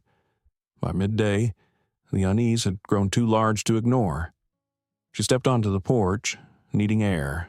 The wind carried a faint coolness. The valley stretched wide and quiet, no dust trails in the distance, no approaching riders, just silence. She walked toward the barn, needing movement to release the tightness in her chest. Inside, she found solace in the familiar scent of hay and old timber. She reached out and ran her hand along a beam worn smooth by years of use. The barn always felt like a place where time slowed enough for her breathing to match its steady pulse. But today, even the quiet felt uncertain.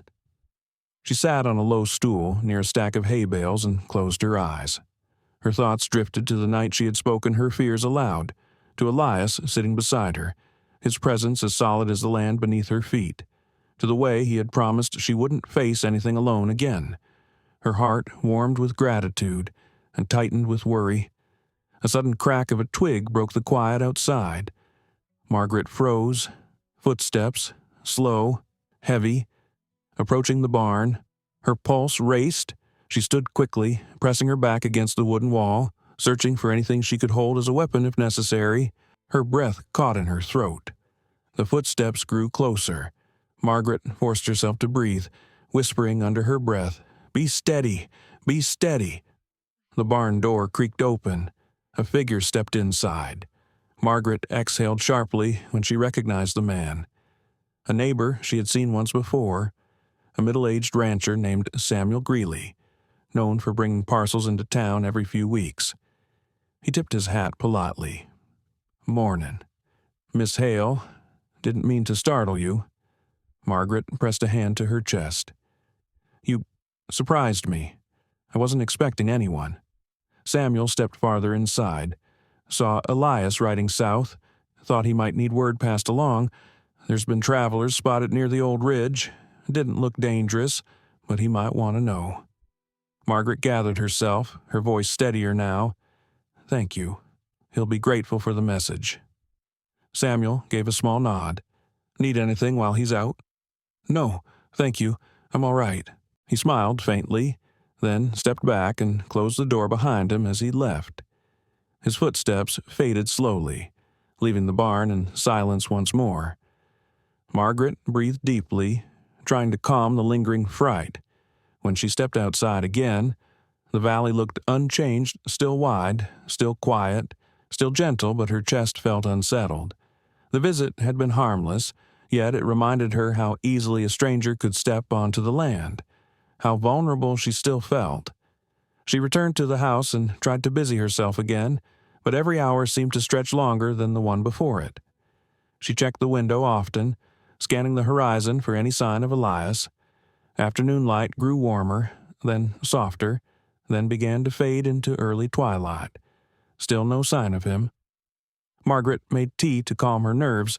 She held the cup in both hands, staring at the steam rising gently. 1 hour passed, then another, and another. Her worry grew heavier.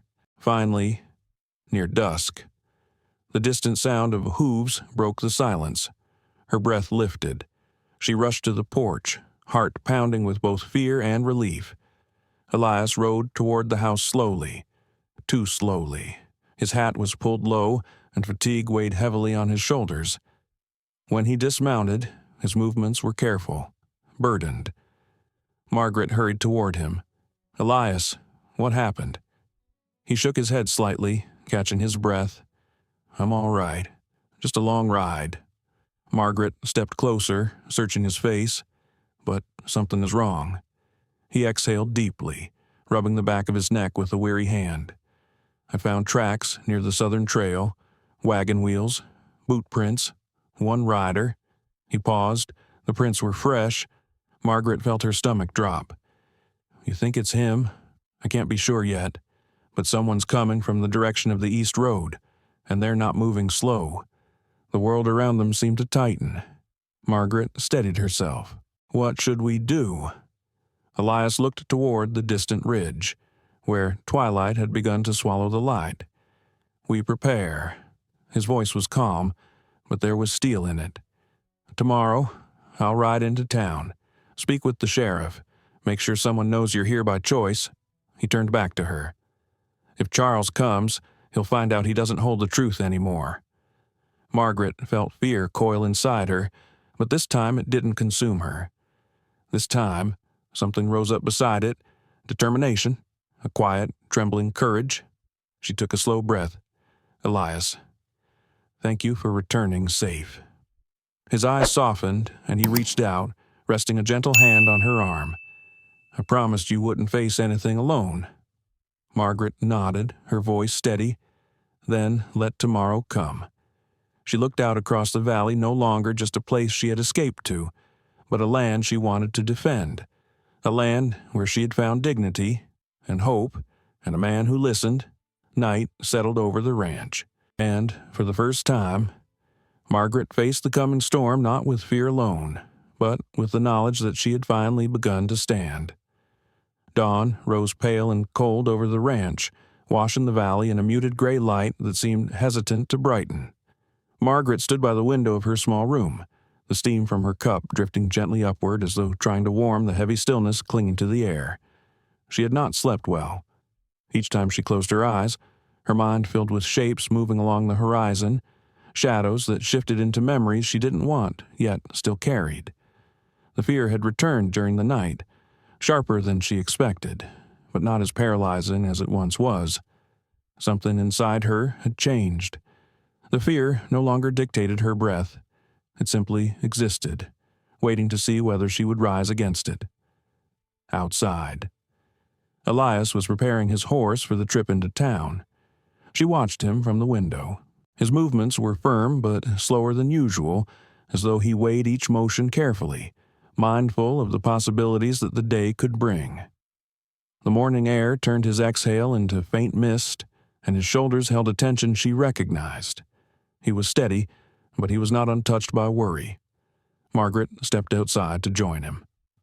"You're leaving soon," she said, pulling her shawl closer around her.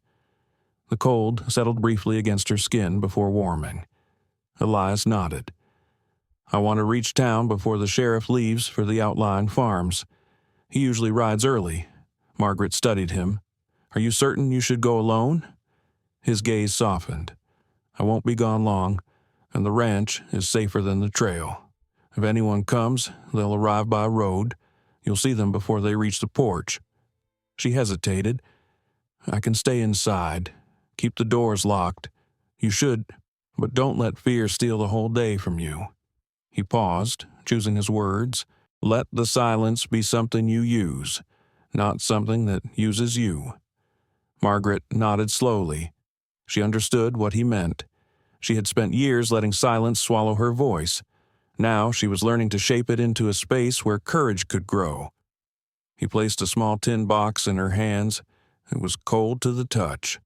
"This has everything you'd need if you had to leave the house quickly. Matches, a bit of jerky, a whistle. Keep it with you." Margaret swallowed, touched by the quiet care behind the gesture. "Thank you." Elias stepped closer, his voice softened even further.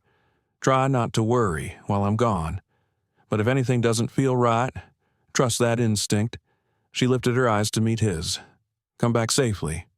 He gave a small nod, the kind that said more than words. Then he mounted his horse and rode off, disappearing into the thinning mist. Margaret stood on the porch long after the last echo of hoofbeats faded. The valley felt too large, too quiet.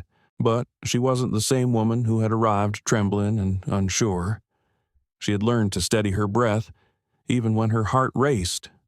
She returned inside and tried to settle into the rhythm of the morning.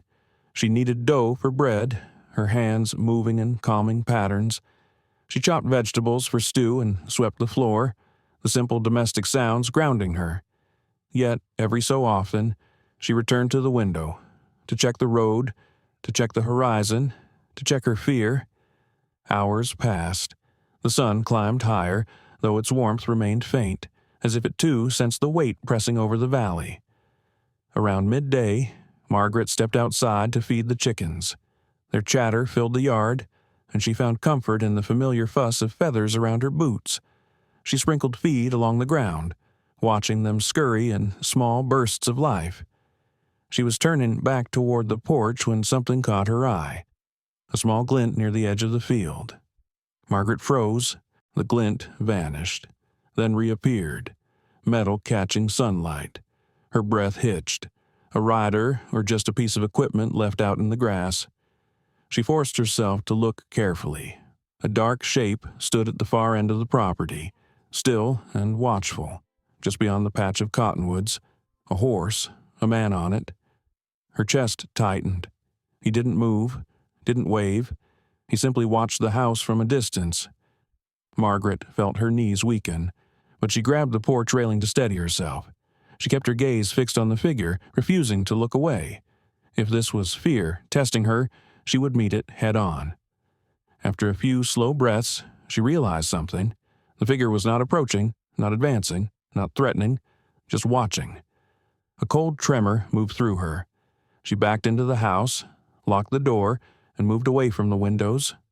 Her heart pounded with the familiar rhythm of panic, but she controlled her breathing, remembering Elias's words, "Let the silence be something you use." She sat at the kitchen table and waited. The minutes stretched unbearably long.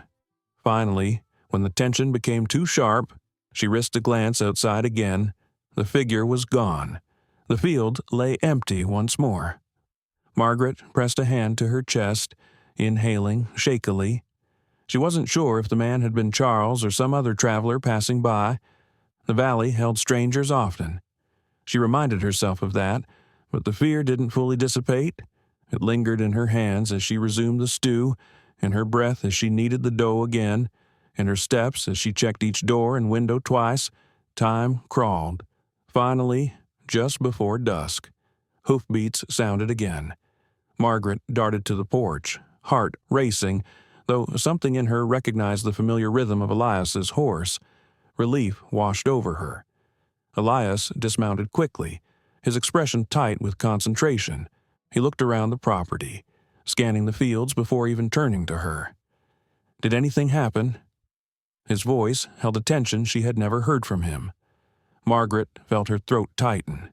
Someone was watching the house from across the field. Elias's jaw set. His eyes flicked toward the cottonwoods. How long? A few minutes? Maybe less. But he didn't move toward the house. Elias exhaled slowly through his nose. "Did you see his face?" "No." He nodded. "Good. That means he didn't come close enough to threaten you." Margaret stepped closer.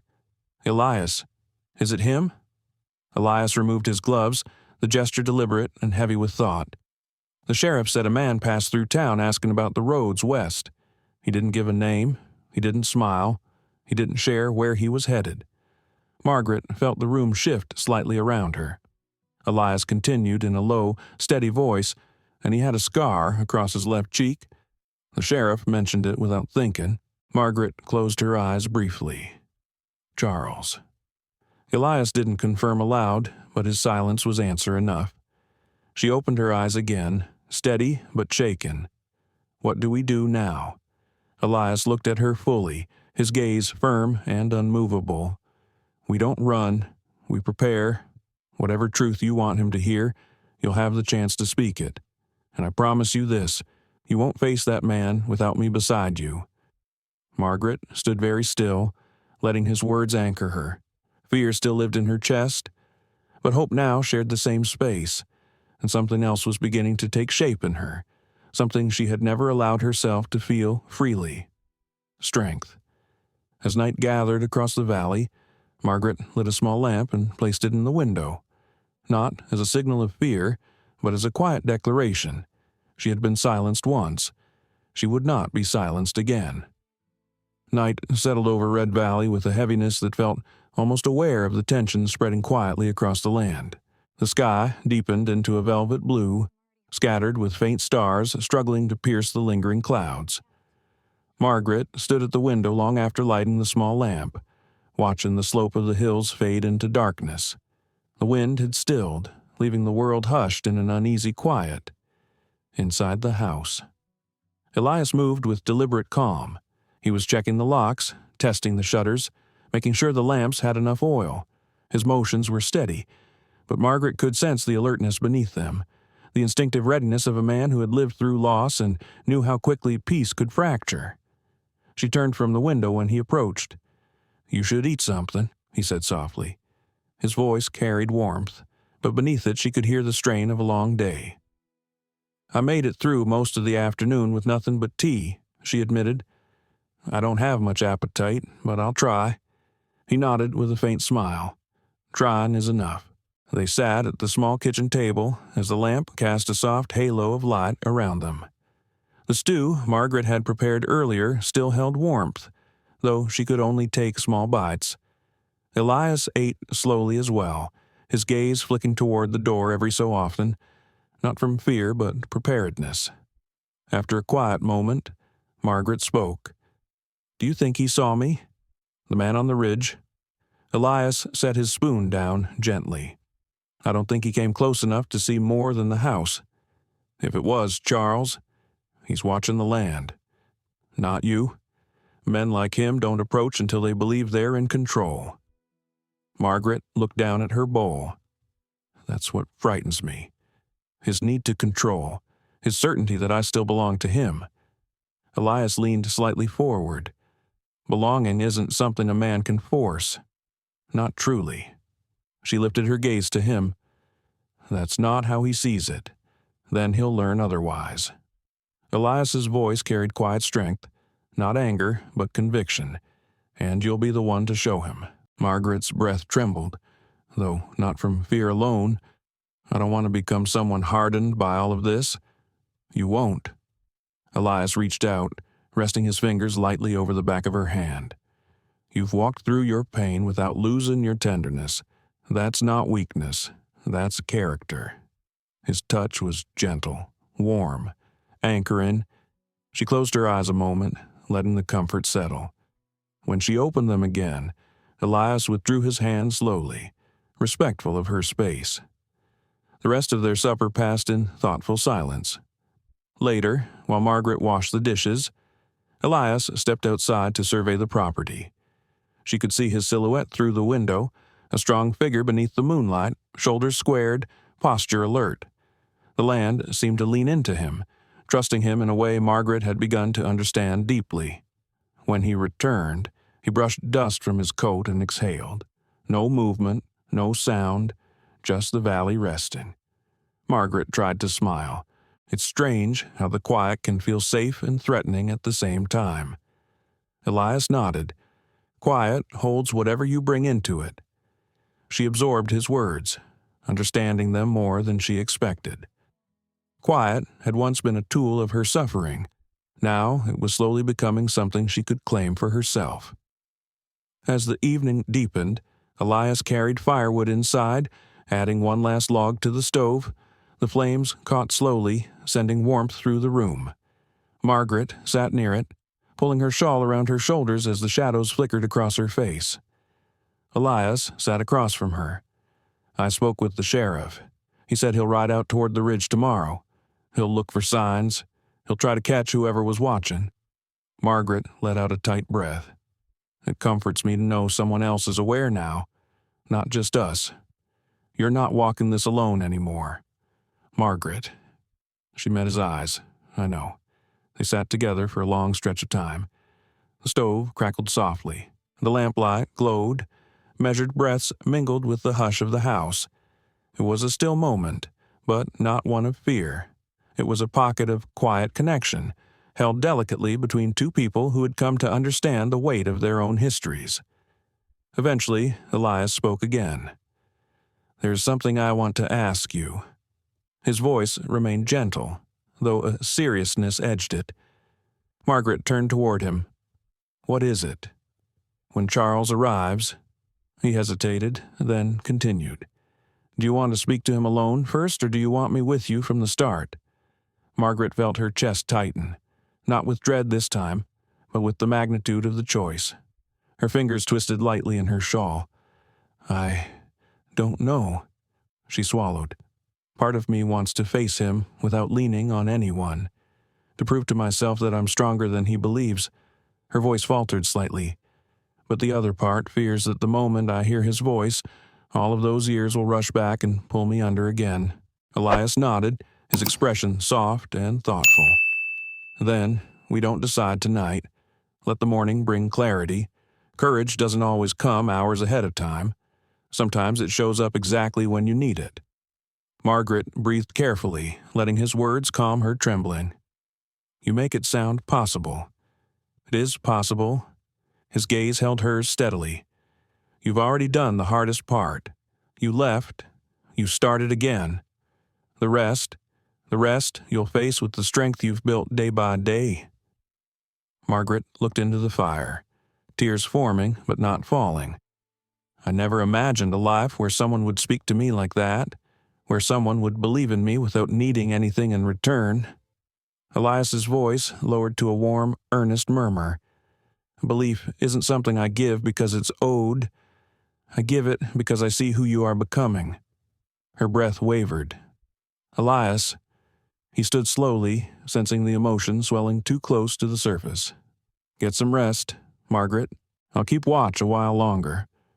He moved to the door and stepped onto the porch, the night swallowing him gently. Margaret watched his silhouette blend with the dark.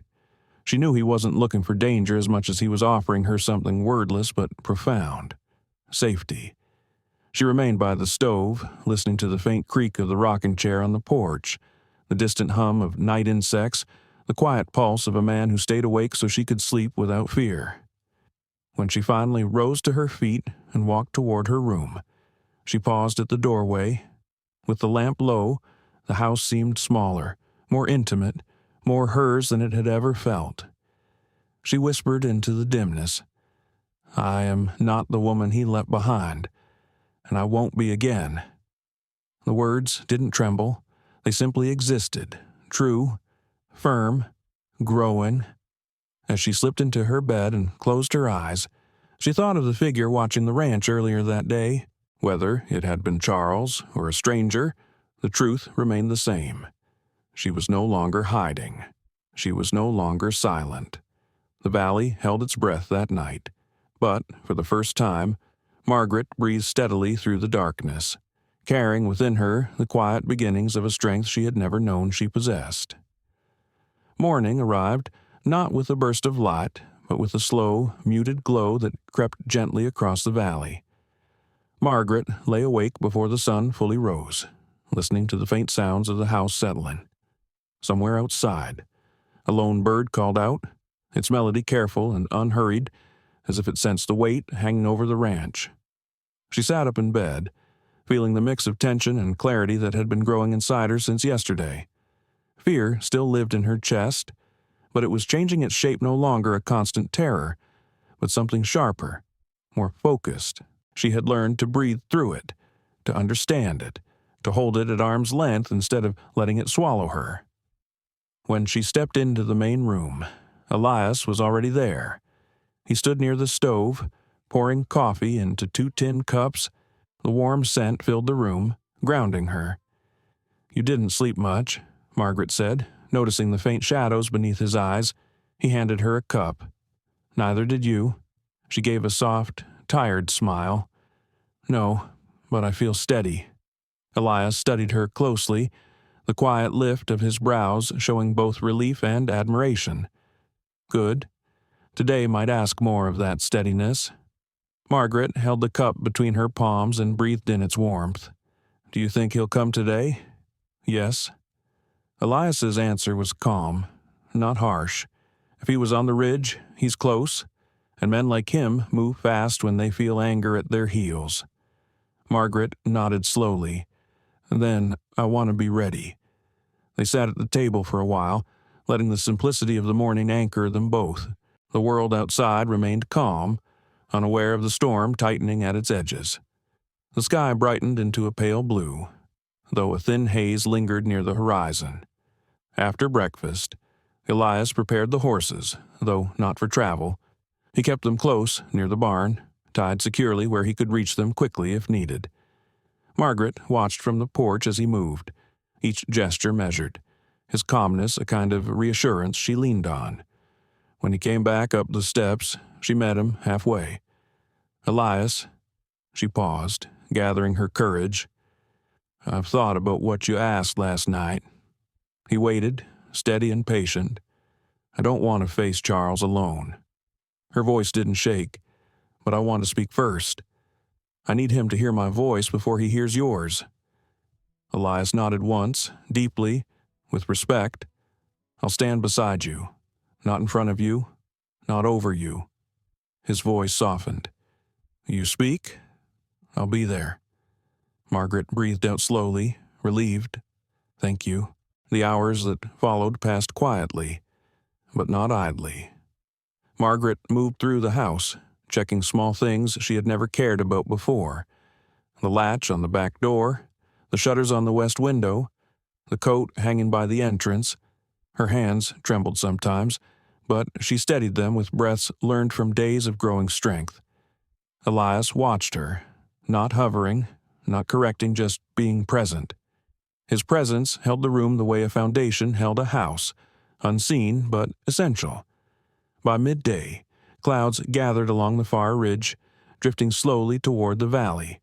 They were not storm clouds, but they cast a soft grayness across the land that unsettled the quiet air. Margaret stepped onto the porch, pressing one hand against the railing. The valley feels different today.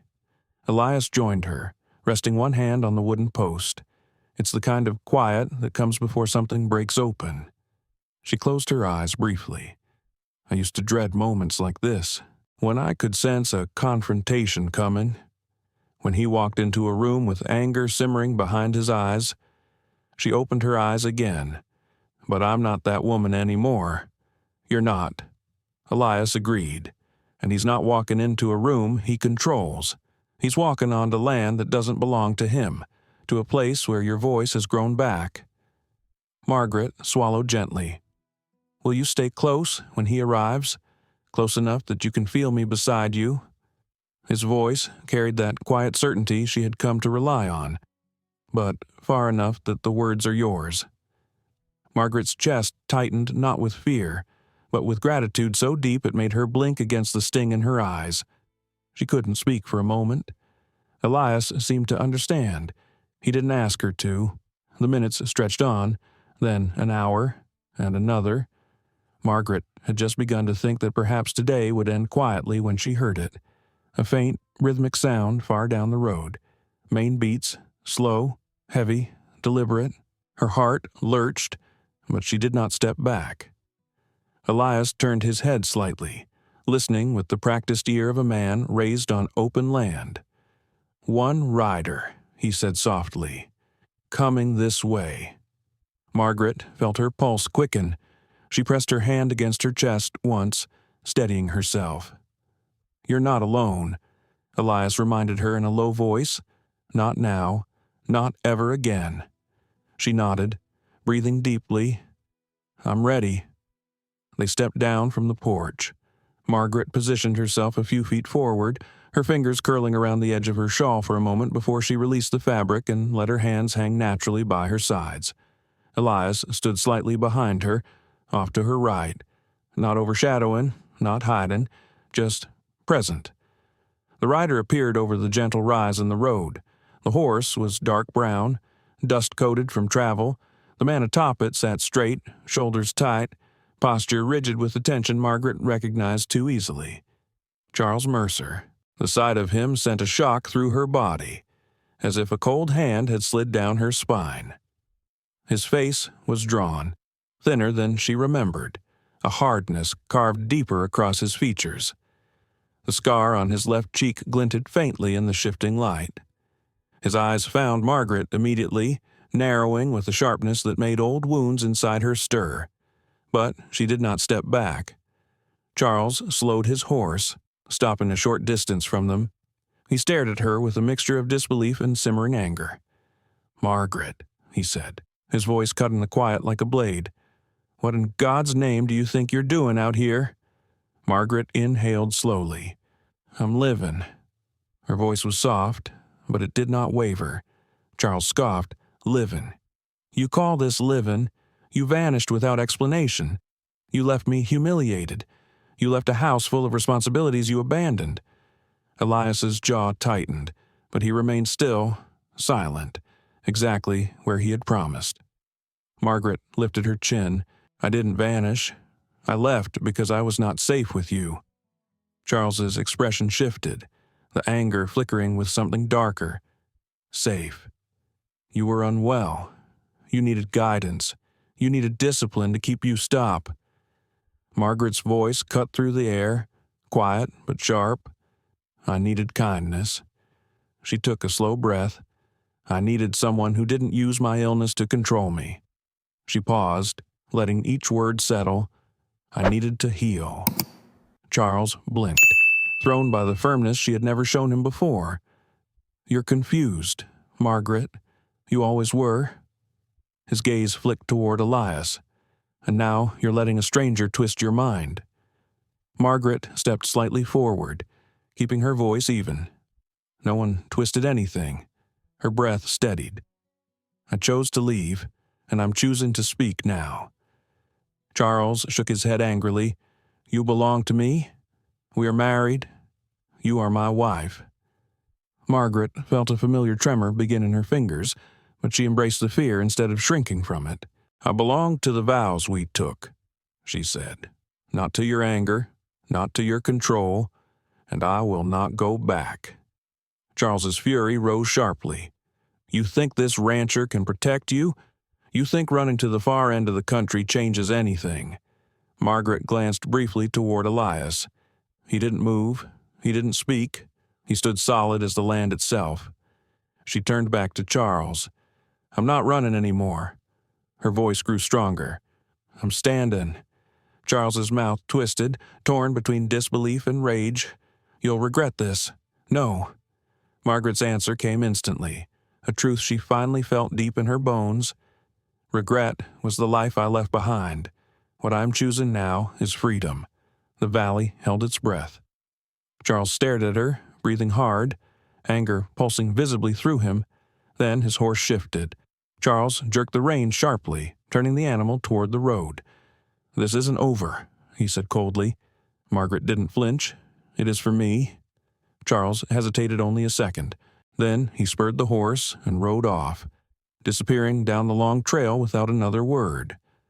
Margaret stood very still as the hoofbeats faded into the distance. Her knees trembled, but she did not fall. Her breath shook, but she did not break. She had spoken. She had stood. When silence finally returned, Elias stepped forward close enough for his presence to wrap around her like warmth. Margaret, he said softly, you did it. Her breath caught, and her eyes filled with tears not of fear, but of release so deep it almost hurt. She turned toward him, her voice barely above a whisper. I stood. Elias. I finally stood.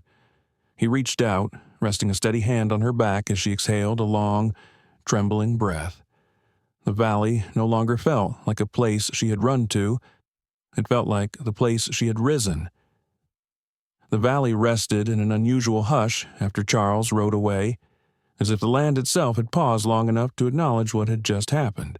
Margaret stood with her hands pressed lightly against her shawl, her breath still uneven from the confrontation. The tremble in her legs hadn't fully eased, but the strength in her chest felt newly forged, pulsing with a quiet, unfamiliar certainty. Elias remained beside her, his presence steady and grounding.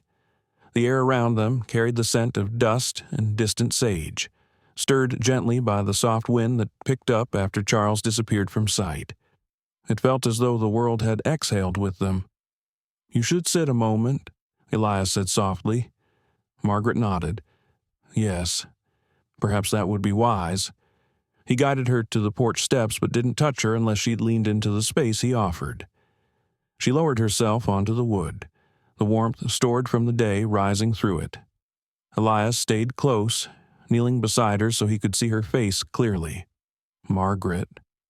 He hesitated, searching her expression. How do you feel? Margaret stared out across the open field where the dust trail had begun to settle. It's strange. I thought I would feel shattered, or terrified. Her breath steadied, but I feel a kind of stillness, as if something inside me finally unclenched. Elias nodded slowly, understanding settling behind his eyes.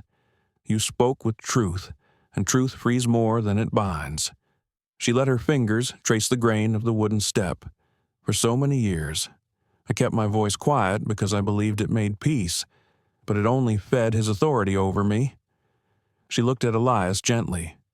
Today wasn't just about telling him no, it was about telling myself yes. Elias's eyes softened. You showed him, and yourself, that silence doesn't mean surrender. Margaret took a slow breath, allowing that realization to settle deeper. Each inhale carried more strength than the last. After a few minutes, Elias asked quietly, "Do you believe he will return?" Margaret considered the question. "Charles is driven by pride. He won't let the words I spoke rest easily in him." But she lifted her chin. "I don't think he will come back with the same force. What he saw today, it unsettled him. My defiance, your presence." She paused. The ranch itself. Elias tilted his head slightly. "The ranch," Margaret smiled faintly. "This land has a way of revealing a person's truth.